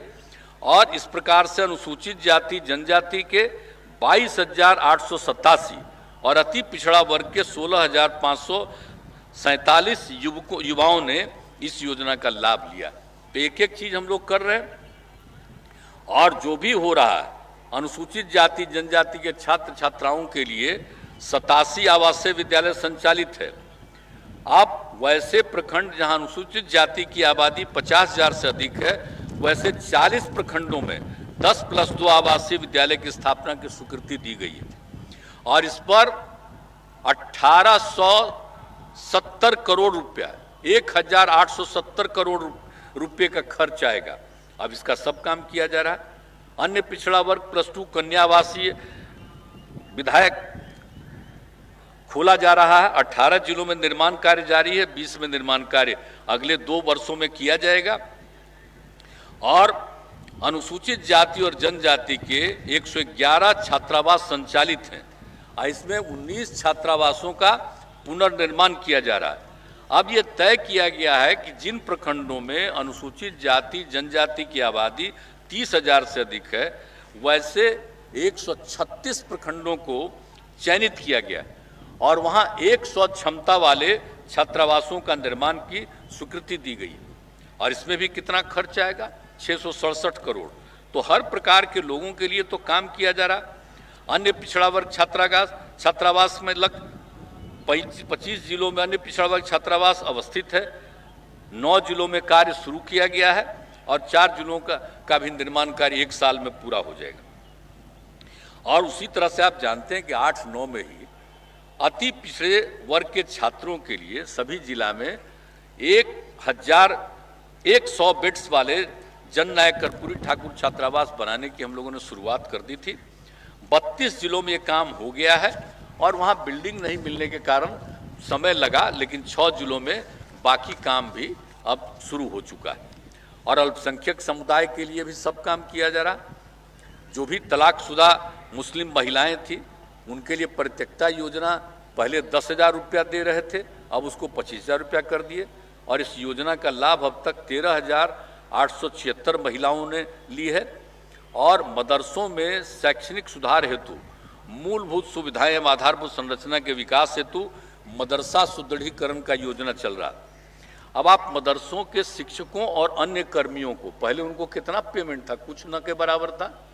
अब हम लोगों ने उनके लिए भी राज्य सरकार की तरफ से कर दिया है कि अन्य स्कूलों में जो मिलता है उनको भी, जिसको भी मान्यता प्राप्त है वैसे सभी मदरसों में वही दिया जाएगा, उनको दिया जा रहा है, तर्ज दिया जा रहा है। तो उसी तरह से और हर प्रकार से हम लोग काम कर रहे हैं। अब सुन्नी और शिया वक्फ बोर्ड के जमीन पर बहुउद्देशीय भवन, मुसाफिर खाना, विवाह भवन, व्यावसायिक भवन, दुकान, मार्केट कॉम्प्लेक्स का निर्माण कराया जा रहा है। पटना में सुन्नी वक्फ बोर्ड की जमीन पर जो सबसे पुराना, सबसे और ऐतिहासिक है अंजुमन इस्लामिया हॉल, अब उसका जो हम लोगों ने पुनर्निर्माण करा दिया है, अब कितना सुंदर बन गया है और भव्य इमारत बना। अब उसी तरह से आप जान लीजिए पटना सिटी में शिया वक्फ बोर्ड की जमीन पर यह भवन बन रहा। अब हर जिला मुख्यालय में वक्फ की भूमि पर 10+2 स्तर के विद्यार्थियों के लिए अल्पसंख्यक आवासीय विद्यालय निर्माण योजना की स्वीकृति दी गई है। अब आप जानते हैं कि दरभंगा आवासीय विज्ञान निर्माण का कार्य अंतिम चरण में है और किशनगंज, पूर्णिया और मधुबनी जिले में निर्माण की स्वीकृति दी गई है। आगे दोनों वक्फ बोर्डों को आवासीय विद्यालय के लिए स्थल का चयन कर सूचित करने को कहा गया है कि जितना जल्दी दीजिएगा उतना जल्दी उन्हीं जगहों पर इस तरह का अल्पसंख्यक आवासीय विद्यालय निर्माण का काम किया जाएगा। तो हम लोगों ने सब तरह से काम कर दिया। और उसके बाद आप जानते हैं कि पटना के मीठापुर में मौलाना मजहरुल हक अरबी एवं फारसी विश्वविद्यालय का भवन निर्माण का कार्य पूरा हो गया। अब पटना के मीठापुर में कितना अच्छा बन गया। तो इस तरह से एक एक जगह पर हर तरह के काम के लिए हम लोगों ने पूरा का पूरा काम किया। और समाज सुधार के लिए हम लोग तो निरंतर अभियान चलाते हैं। आप जानते हैं शराबबंदी, इसके लिए जो काम किया गया 16 से। अब उसके बाद जो दहेज प्रथा और बाल विवाह का उन्मूलन निरंतर अभियान चल रहा है। और आप जान रहे हैं कि एक एक चीज को अब बताया गया है। दारू कितना बुरी चीज है, शराब कितनी बुरी चीज है। तो जो वर्ल्ड हेल्थ ऑर्गेनाइजेशन ने 2018 में रिपोर्ट दी और बोल लीजिए शराबबंदी पर आजादी की लड़ाई में बापू ने, राष्ट्रपिता ने जो एक एक बात कही, और फिर दहेज प्रथा और बाल विवाह का उन्मूलन होना चाहिए, ये गैर कानूनी चीज है। ये सब चीज के लिए निरंतर हम लोग अभियान लगा रहे हैं और सबको पालन किया जा रहा है। और एक बात हम हर जगह जाते हैं दिखाते हैं, इसके लिए हम लोगों ने समाज सुधार अभियान के अंतर्गत इस चीज को हम लोगों ने कराया है। और जान लीजिए इसमें एक एक चीज लिख दिया है।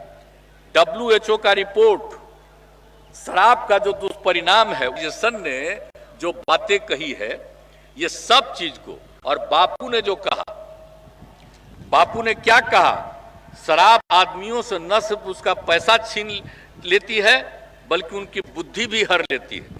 शराब पीने वाला इंसान हैवान हो जाता है। अब कौन लोग हैं हम लोग शराबबंदी, बहुत लोगों को खराब लगते रहता होगा, लेकिन चलिए कुछ लोग तो ऐसे होते ही हैं। लेकिन अगर सोचिएगा कि जिन्होंने देश को आजाद कराया, अब बापू का जो विचार है, हम तो आखिर उन्हीं के विचारों को लेकर के आगे बढ़ाना चाहते हैं। और आज जो ग्रोथ हो रहा है, बिहार का डेवलपमेंट हो रहा है, तो उनके सब विचारों को देख करके ही हम काम करते रहते हैं।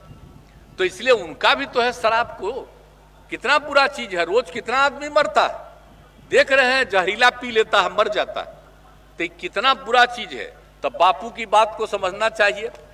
और एक बात और मान लीजिए कि ये जो WHO की रिपोर्ट है, अब आप जान लीजिए उसने पूरे दुनिया भर का सर्वे करके, एक एक चीज का आकलन करके जो उसको 2018 में प्रकाशित किया, कहा कि विश्व भर में आप समझ लीजिए 30 लाख लोगों की मृत्यु एक साल में, अगर 2016 में, तो उसमें से 5.3% शराब पीते रहते थे, उनकी मृत्यु हुई।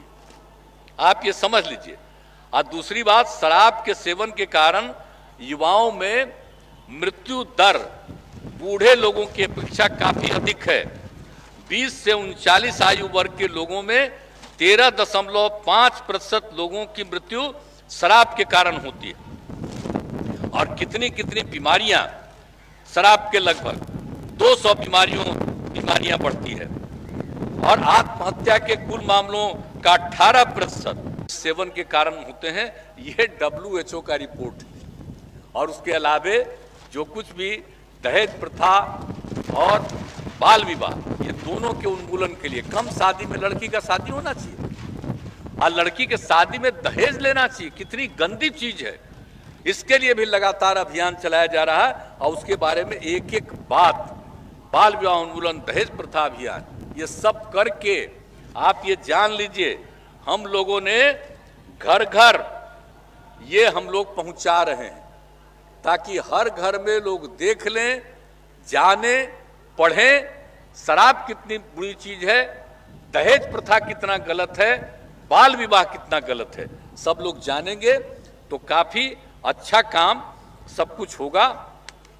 ये सब काम हम लोग कर रहे हैं और आपको तो सबको हम ये बता देना चाहते हैं कि हम लोगों ने 7 निश्चय का काम शुरू किया। अब उसकी कितनी प्रगति हो गई। हर घर नल का जल, हर घर तक पक्की गली और नाली का निर्माण, हर घर तक बिजली, ये पहुंचा दिए हम लोग। और शौचालय निर्माण का कार्य पूरा कर दिया गया।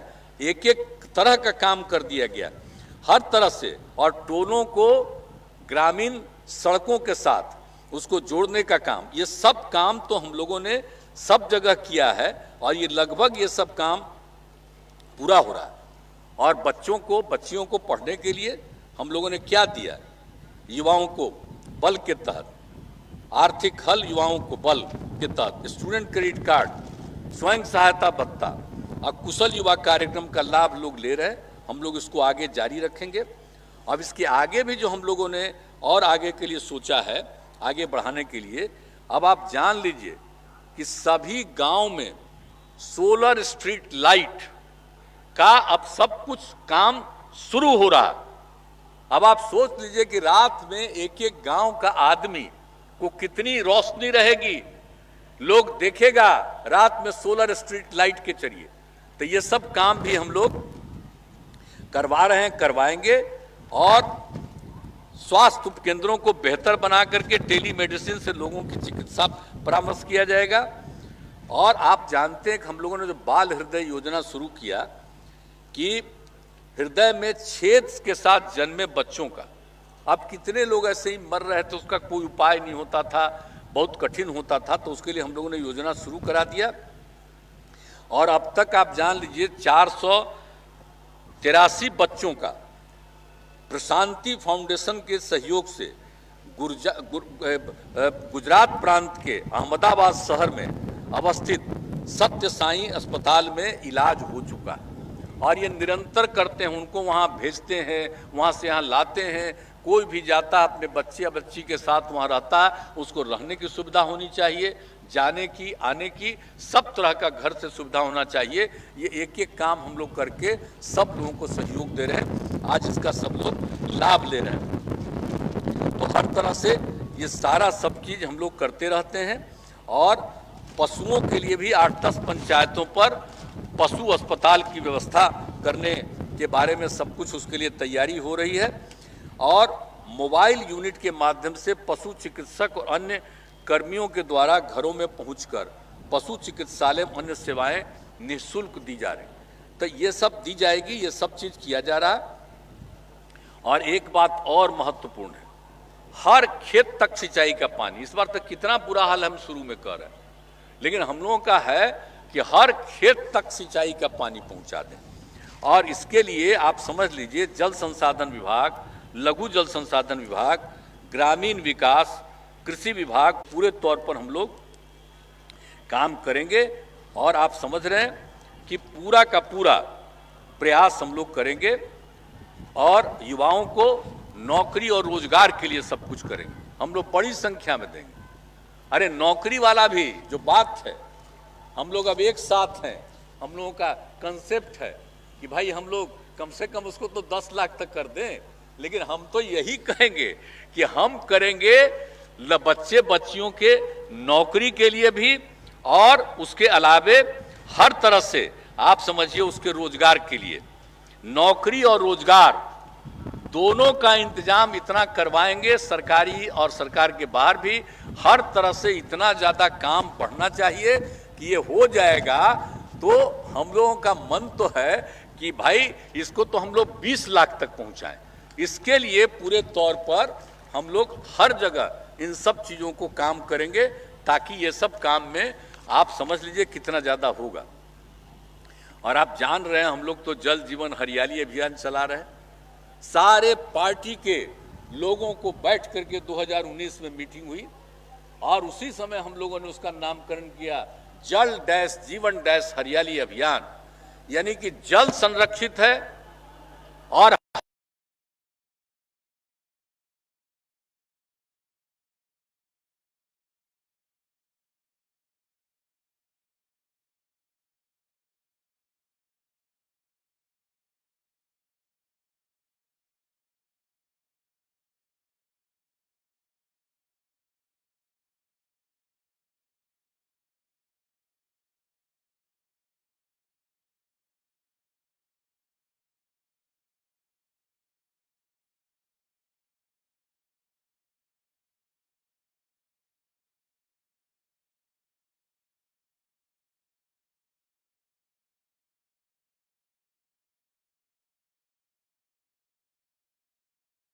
इसको बढ़ाया, लगभग 7 करोड़ 35 लाख उसके अलावा पौधारोपण। तो अब जो 9% था अब वो बढ़ के 15% हो गया और हम लोगों का तो लक्ष्य है कि इसको 17% से भी आगे करें। और सबसे बड़ी चीज है कि हम लोगों का तो क्षेत्रफल कम है और आबादी ज्यादा है, तो जितना मैक्सिमम संभव है उतना हम लोग हरियाली के लिए हम लोग वृक्षारोपण करेंगे।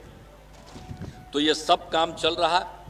और दूसरा है कि मौसम के अनुकूल कृषि का तो इस सब लोगों को अब सिखाया जा रहा है। अब समझिए कि 38 जिलों में इसको संचालित किया जा रहा है और हर जगह किसानों को सभी कृषि तकनीकों के बारे में प्रशिक्षित किया जा रहा है और प्रति वर्ष 1.5 लाख किसानों का प्रशिक्षण हो रहा है। तो इसीलिए सब कुछ हो रहा है। और आप जान रहे हैं कि सौर ऊर्जा पर जोर दिया जा रहा है। खाली ऊर्जा की बात नहीं है, असली नेचुरल तो सौर ऊर्जा, और उस पर खूब जोर दे दिया। सरकारी भवनों में 2135 सरकारी भवनों पर सौर ऊर्जा अधिस्थापित कर दी गई। अब आप जानते ही इसके अलावे हम लोगों ने जो तय किया जाति आधारित गणना, और राज्य सरकार अपने संसाधनों से जाति आधारित गणना करा रही है। हम लोगों ने तो तय किया 500 करोड़ रुपया खर्चा होगा, 500 करोड़ रुपया खर्चा करेंगे, जितना खर्चा होगा करेंगे, लेकिन हम लोग जाति आधारित गणना करेंगे। और इसको समझ लीजिए, इसके लिए सामान्य प्रशासन विभाग को जिम्मेदारी दी गई है और जिला स्तर पर जिला पदाधिकारियों को दी गई है। और इस काम में विभिन्न विभागों के जितने अधीनस्थ कर्मियों की सेवाएं ली जा रही, सब तरह की पूरी तैयारी कर दी गई है। सबकी सेवा ली जाएगी और पूरा तैयारी करके इसको तेजी से हम लोग जाति आधारित गणना करेंगे।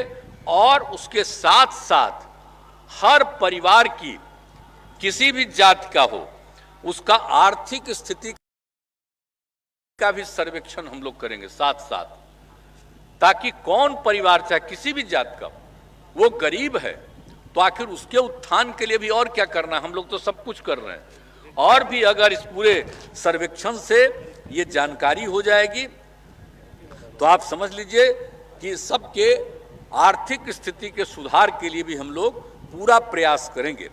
और इससे ये हो जाएगा, ये जो जाति आधारित गणना का हमारा काम और उससे जो भी निकलेगा उसके लिए उनके लिए उनको और बेहतर बनाने का जो हम लोग काम करेंगे। और मांग करना होगा तो मांग करते रहेंगे, लेकिन जो राज्य सरकार की जिम्मेदारी है वो हम लोग राज्य सरकार अपने स्तर से ये सब काम इतना करते रहेंगे। तो इसी के साथ होगा न्याय के साथ विकास, ये सबसे बड़ी चीज है। तो हम लोगों को जब मौका मिला भाई, तो हम लोग तो इतना काम इतने दिन से करते रहे हैं। जो भी मौका है आगे जो भी करते रहेंगे, सब लोग करते रहेंगे। और हमारे साथ जो नई पीढ़ी के अब लोग हैं, अब उप मुख्यमंत्री, सब लोग मिलकर के इस काम को बहुत तेजी से आगे बढ़ाएंगे और बिहार को बहुत आगे विकसित करेंगे, इस काम को करेंगे। इसलिए आप सब लोग इन बातों को जान रहे हैं, हम लोग काम कर रहे हैं, आगे भी हम लोग पूरा काम करते ही रहेंगे। और सरकार की कामना है कि समाज में सद्भाव एवं भाईचारे का वातावरण रहे, पूरे समाज में सद्भाव और भाईचारे का भाव रहना चाहिए, और पर्यावरण का संरक्षण होना चाहिए, और राज्य को कोरोना संक्रमण की महामारी से मुक्ति मिले, इसके लिए निरंतर प्रयास करेंगे। और सभी चुनौतियों के बावजूद हमारा राज्य प्रगति के पथ पर अग्रसर है। हमारा अतीत गौरवशाली है, विरासत समृद्ध है, हम उसी ऊंचाई को फिर से प्राप्त करना चाहते हैं। आइए स्वतंत्रता दिवस के शुभ अवसर पर हम सब यह संकल्प लें कि बिहार को राष्ट्रीय स्तर पर एक खुशहाल राज्य के रूप में स्थापित करने के लिए अपना सहयोग प्रदान करेंगे। और इस अवसर पर एक बार पुनः सभी बिहार वासियों को मैं शुभकामना देता हूं। जय हिंद, जय हिंद, जय हिंद। आज के समारोह के मुख्य अतिथि माननीय मुख्यमंत्री बिहार का जनता को संबोधन।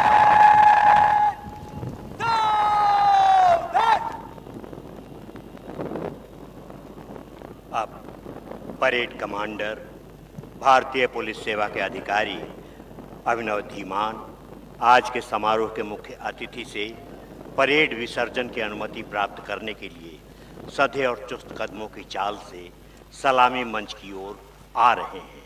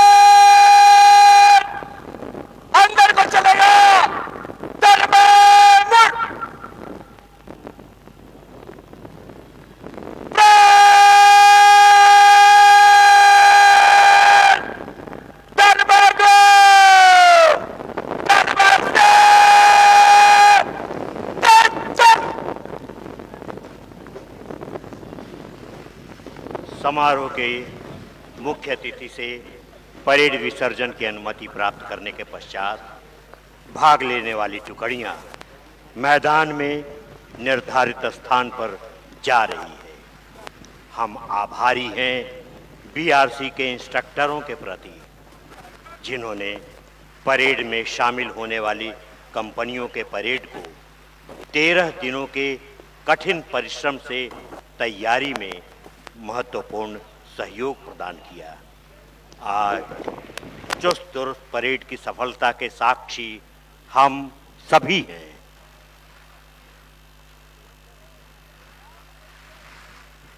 अब राज्य के विकासात्मक कार्यों पर आधारित रंग बिरंगी झांकियां मैदान के पश्चिमी द्वार से प्रवेश कर रही है। ये झांकियां विभिन्न विभागों, परिषदों और संगठनों द्वारा प्रदर्शित की जा रही है। हम आपको जानकारी दे दें कि आज कुल हमारे परेड में 9 झांकियां हैं।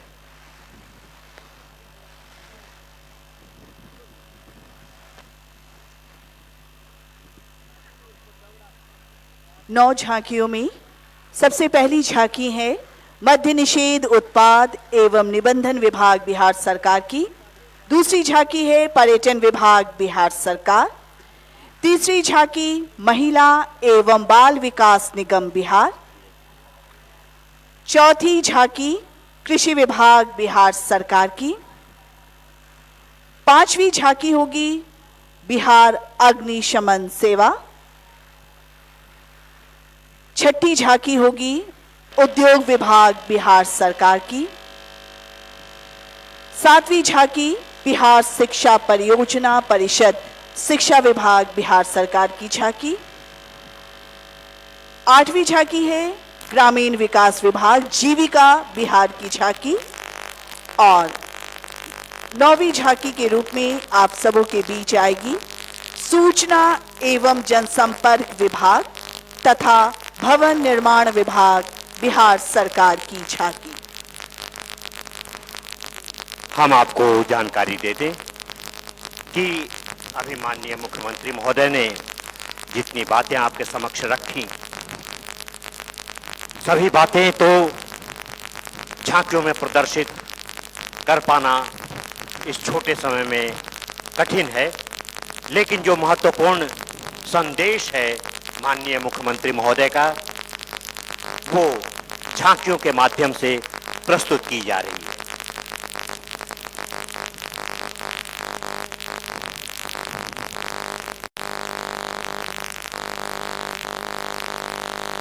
पचहत्तरवें स्वतंत्रता दिवस के हार्दिक शुभकामनाएं। सबसे पहली झांकी है मद्य निषेध नवीन तकनीक का उपक्रम निबंधन विभाग की ओर से प्रदर्शित कराए जाने वाली झांकी से विभाग द्वारा मद्य निषेध के कार्यान्वयन से छापामारी में प्रयोग की जा रहे नवीन तकनीक का प्रदर्शन, जिसमें शराब पीने वाले व्यक्तियों की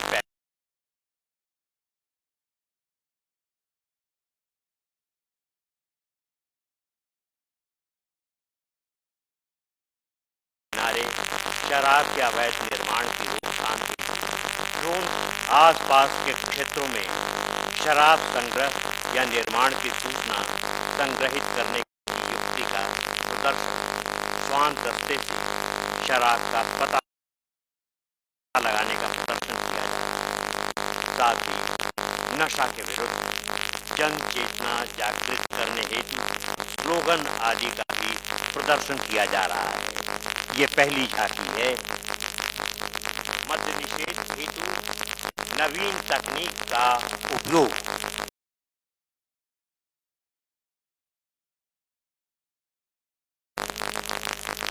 मुख्य मंच के सामने से स्वतंत्रता दिवस 2022 की पहली झांकी मद्य निषेध उत्पाद एवं निबंधन विभाग।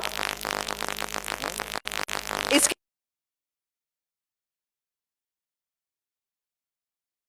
ठीक पीछे आप देख सकते हैं पर्यटन विभाग बिहार सरकार की झांकी।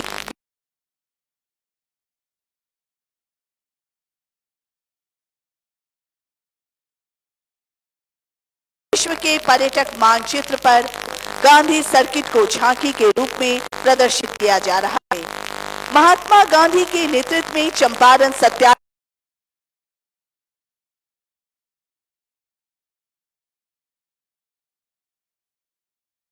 ने उत्साह की एक लहर पैदा की और पूरे राष्ट्र को एक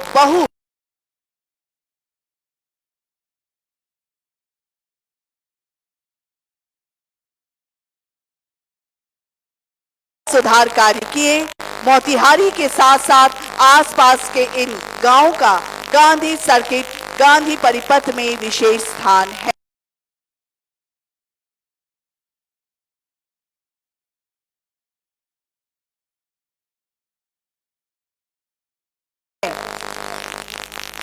महात्मा गांधी की स्वतंत्रता संघर्ष के इतिहास में महिला एवं बाल विकास निगम द्वारा प्रदर्शित झांकी में अग्रभाग में माहवारी स्वच्छता प्रबंधन के रोड मैप का प्रतीक लोगों को मुख्य रूप से दिखाया गया है तथा ट्रक केबिन के पैनल पर माहवारी स्वच्छता अभियान को तितली की आकृति में स्कूल जाती छात्राएं पूर्ण उमंग के साथ विद्यालय को जा रही है तथा माहवारी स्वच्छता प्रबंधन पर उपयुक्त विकल्प को प्रदर्शित किया गया है। राज्य के सभी 38 जिलों के माहवारी स्वच्छता प्रबंधन के क्षेत्र में उत्कृष्ट कार्य करने वाले शिक्षिकाओं को एमएमएस स्टार अवार्ड 2022 के तहत लैपटॉप एवं प्रशस्ति पत्र देकर सम्मानित किया गया है। हमारे बीच मुख्य मंच के पास आती हुई कृषि विभाग कृषि निदेशालय बिहार की झांकी। विषय है 7 निश्चय 2 अंतर्गत हर खेत को पानी हेतु पक्का चेक डैम। 7 निश्चय 2 के अंतर्गत हर खेत को पानी उपलब्ध कराने का लक्ष्य निर्धारित किया गया है। कृषि विभाग द्वारा 30 फीट तक की कुल 1480 पक्का डैम का निर्माण कराया जा रहा है। आगामी 5 वर्षों में दक्षिण बिहार के कुल 18 जिलों अरवल, औरंगाबाद, बक्सर, भोजपुर, बेगूसराय, पटना, गया, नवादा, नालंदा, लखीसराय, बांका, जमुई, भागलपुर, कैमूर, रोहतसा, रोहतास, शेखपुरा, मुंगेर और जहानाबाद में ये योजना कार्यान्वित की जा रही है। कृषि विभाग द्वारा 7 निश्चय 2 के अंतर्गत हर खेत को पानी हेतु पक्का चेक डैम, झांकी के अग्रभाग में जल संरक्षण सुनिश्चित कराने और उससे विवेकपूर्ण उपयोग को बढ़ावा देने के लिए हाथों से बारिश की बूंद संरक्षण को दर्शाया गया है। मध्य भाग में पक्का चेक डैम की संरचना और अंतिम भाग में पक्का चेक डैम में एकत्रित पानी को। अगली झांकी बिहार अग्निशमन सेवा की है। विषय है अग्नि सुरक्षा, अग्नि निवारण। क्षमता वृद्धि हेतु पहली बार ट्रेनिंग कैलेंडर बनाकर लगभग 2500 कर्मियों को राज्य के अंदर और बाहर भेजकर प्रशिक्षण कराने के साथ साथ अग्निशमन सेवा के आधुनिकीकरण हेतु 20 आधुनिकतम अग्निशमन वाहनों के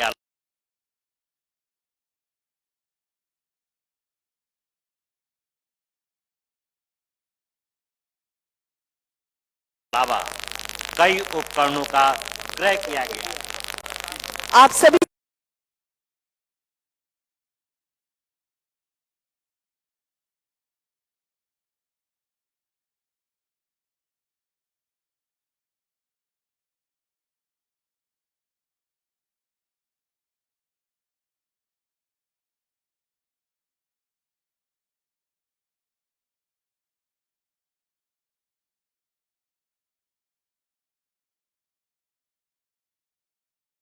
सीधी नियुक्ति हेतु कार्यवारण के क्षेत्र में विगत वर्ष में के अग्रभाग में अग्नि सुरक्षा एवं जन जागरूकता हेतु मॉक ड्रिल एवं अग्निशमन कर्मियों द्वारा ज्ञान की बाजी लगाकर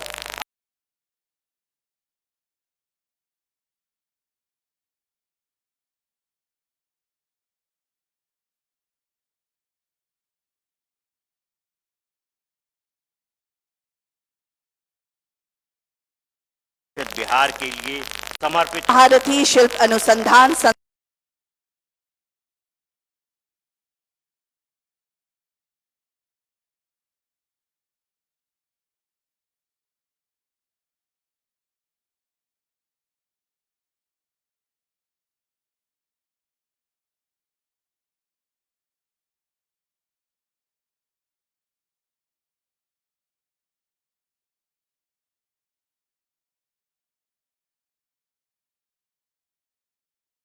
इस क्षेत्र में लगभग 5000 कलाकार काम कर रहे हैं। इस नीति का लाभ उन्हें मिलेगा। राज्य सरकार द्वारा इस नीति के अंतर्गत इस सुविधा प्रदान किया जाएगा।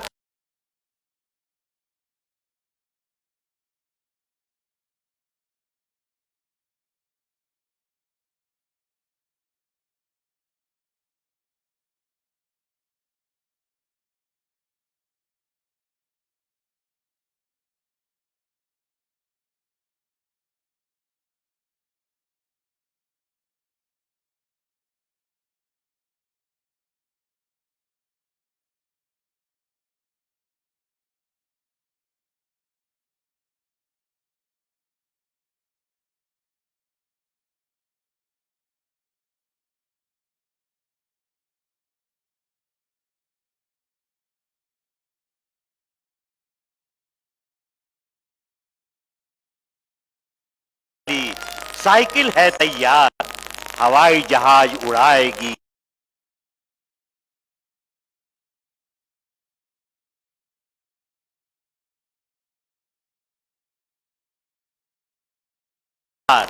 अंग्रेजी में एक कहावत है, if you teach a girl you teach a community, यानी अगर आप लड़की को शिक्षित करते हैं तो आप पूरे समुदाय को शिक्षित करते हैं। हमारे माननीय मुख्यमंत्री श्री नीतीश कुमार जी ने बालिका शिक्षा को सर्वोपरि रखा है। लड़कियों की गुणवत्ता पूर्ण शिक्षा के लिए सरकार दृढ़ संकल्प है और इसी का परिणाम है कि बिहार की बेटियां हर क्षेत्र में आगे बढ़ रही है। उनका हो चाहे वो खेल का मैदान, लड़कियों ने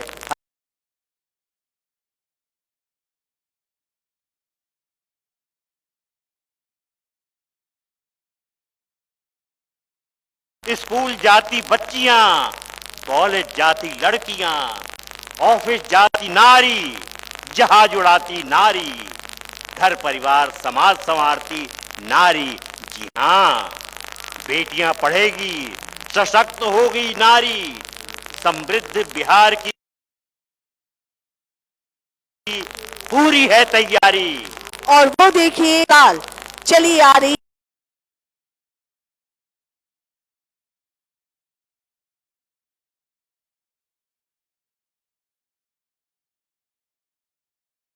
को विकास के पथ पर आगे लेकर बढ़ने का संकल्प लेकर शुरू की गई एक महत्वाकांक्षी परियोजना जीविका की ये महिलाएं आज गर्व से अपना माथा ऊंचा कर चली आ रही है। अपनी उन्नति के 15 सालों की तस्वीर पूरी दुनिया को दिखाने के लिए जीविका से जुड़ी 3 ग्रामीण महिलाओं की प्रतिमूर्ति, जिनमें से एक बिहार के हर जिले के सदर और अनुमंडलीय अस्पतालों तथा अनुसूचित जाति एवं जनजाति स्कूलों में शुरू की गई 69 दीदी की रसोई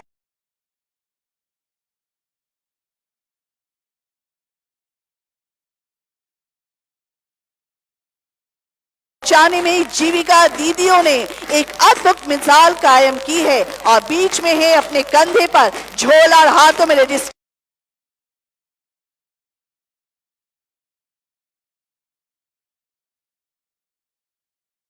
संसाधन सेवी जो पूरे राज्य में 10.35 लाख स्वयं सहायता समूह और इससे जुड़े 1,27,00,000 ग्रामीण परिवारों और सतत जीविकोपार्जन योजना जीविका रूपी एक विशाल जहाज के रूप साथ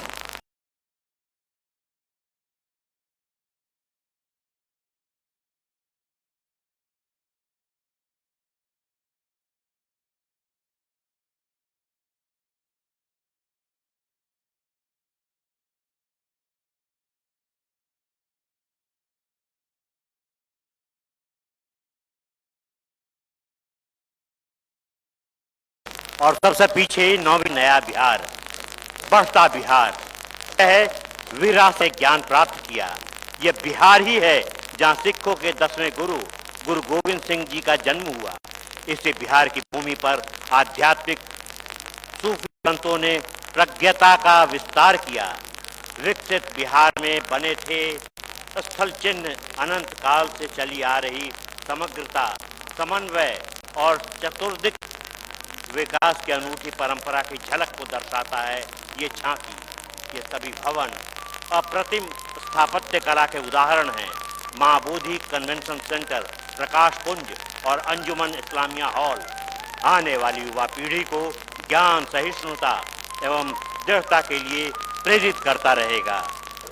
ये अंतिम झांकी 9वीं झांकी सूचना एवं जनसंपर्क विभाग की थी।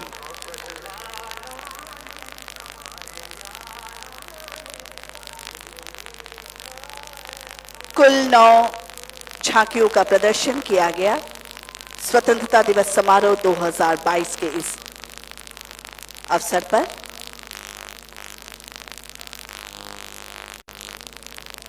आज के समारोह में परेड में भाग लेने वाली टुकड़ियों को भी देखा और राज्य की प्रगति को आधार बनाकर विभिन्न परिषदों विभागों की ओर से प्रस्तुत झांकियों को भी देखा। और जैसा कि आप जानते हैं कि आज के मौके पर बेस्ट टर्नआउट, हमारे जजेज भी बैठे हुए हैं और वो मार्किंग कर रहे हैं और फिर झांकियों के फर्स्ट, सेकंड, थर्ड को प्रस्तुत किया जाता है।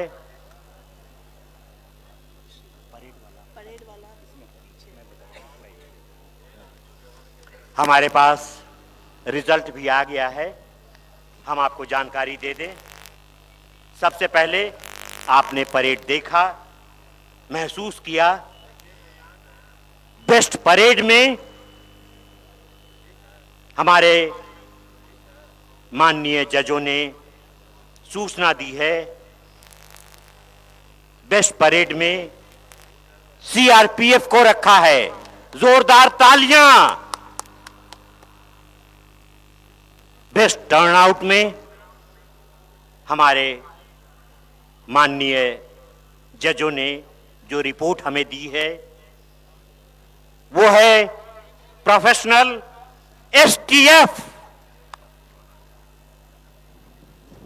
और बेस्ट प्लाटून कमांडर में जिन्हें दिया गया है सम्मान, वे हैं एसएसबी।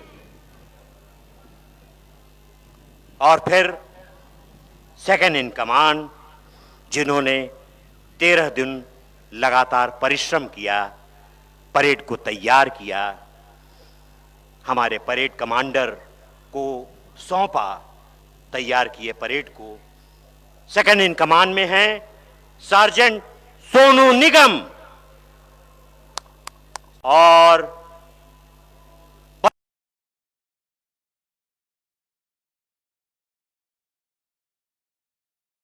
आईपीएस अधिकारी श्री अभिनव धीमान को अपने बीच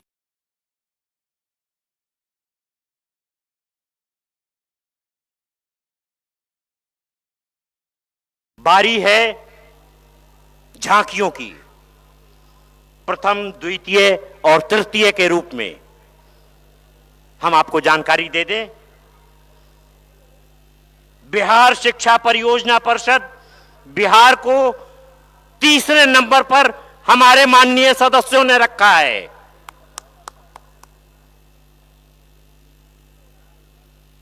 दूसरे नंबर पर जिस झांकी को सम्मानित करने के लिए हमारे पास रिजल्ट आया है वो है बिहार अग्निशमन सेवा।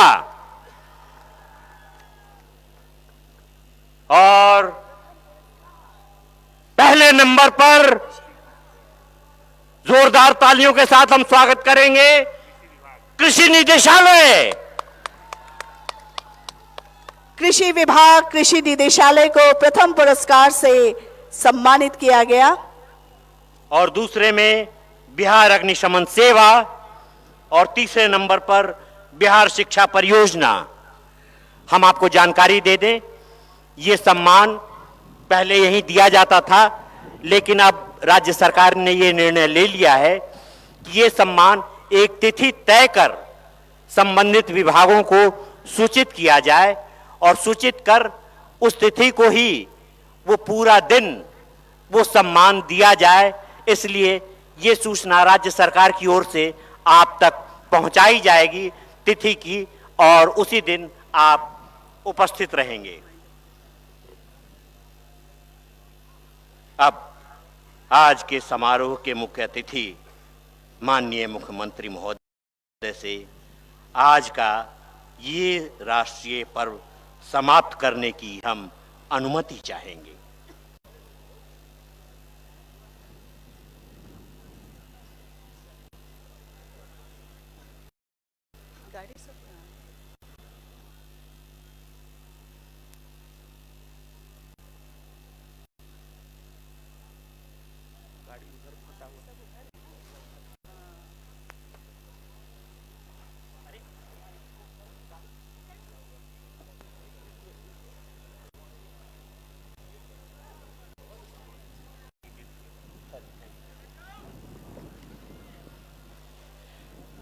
माननीय महोदय, अपने लोगों से मिलकर आज के 75वें आजादी के 75वें वर्षगांठ पर झंडोत्तोलन अपने हाथों करते हुए काफी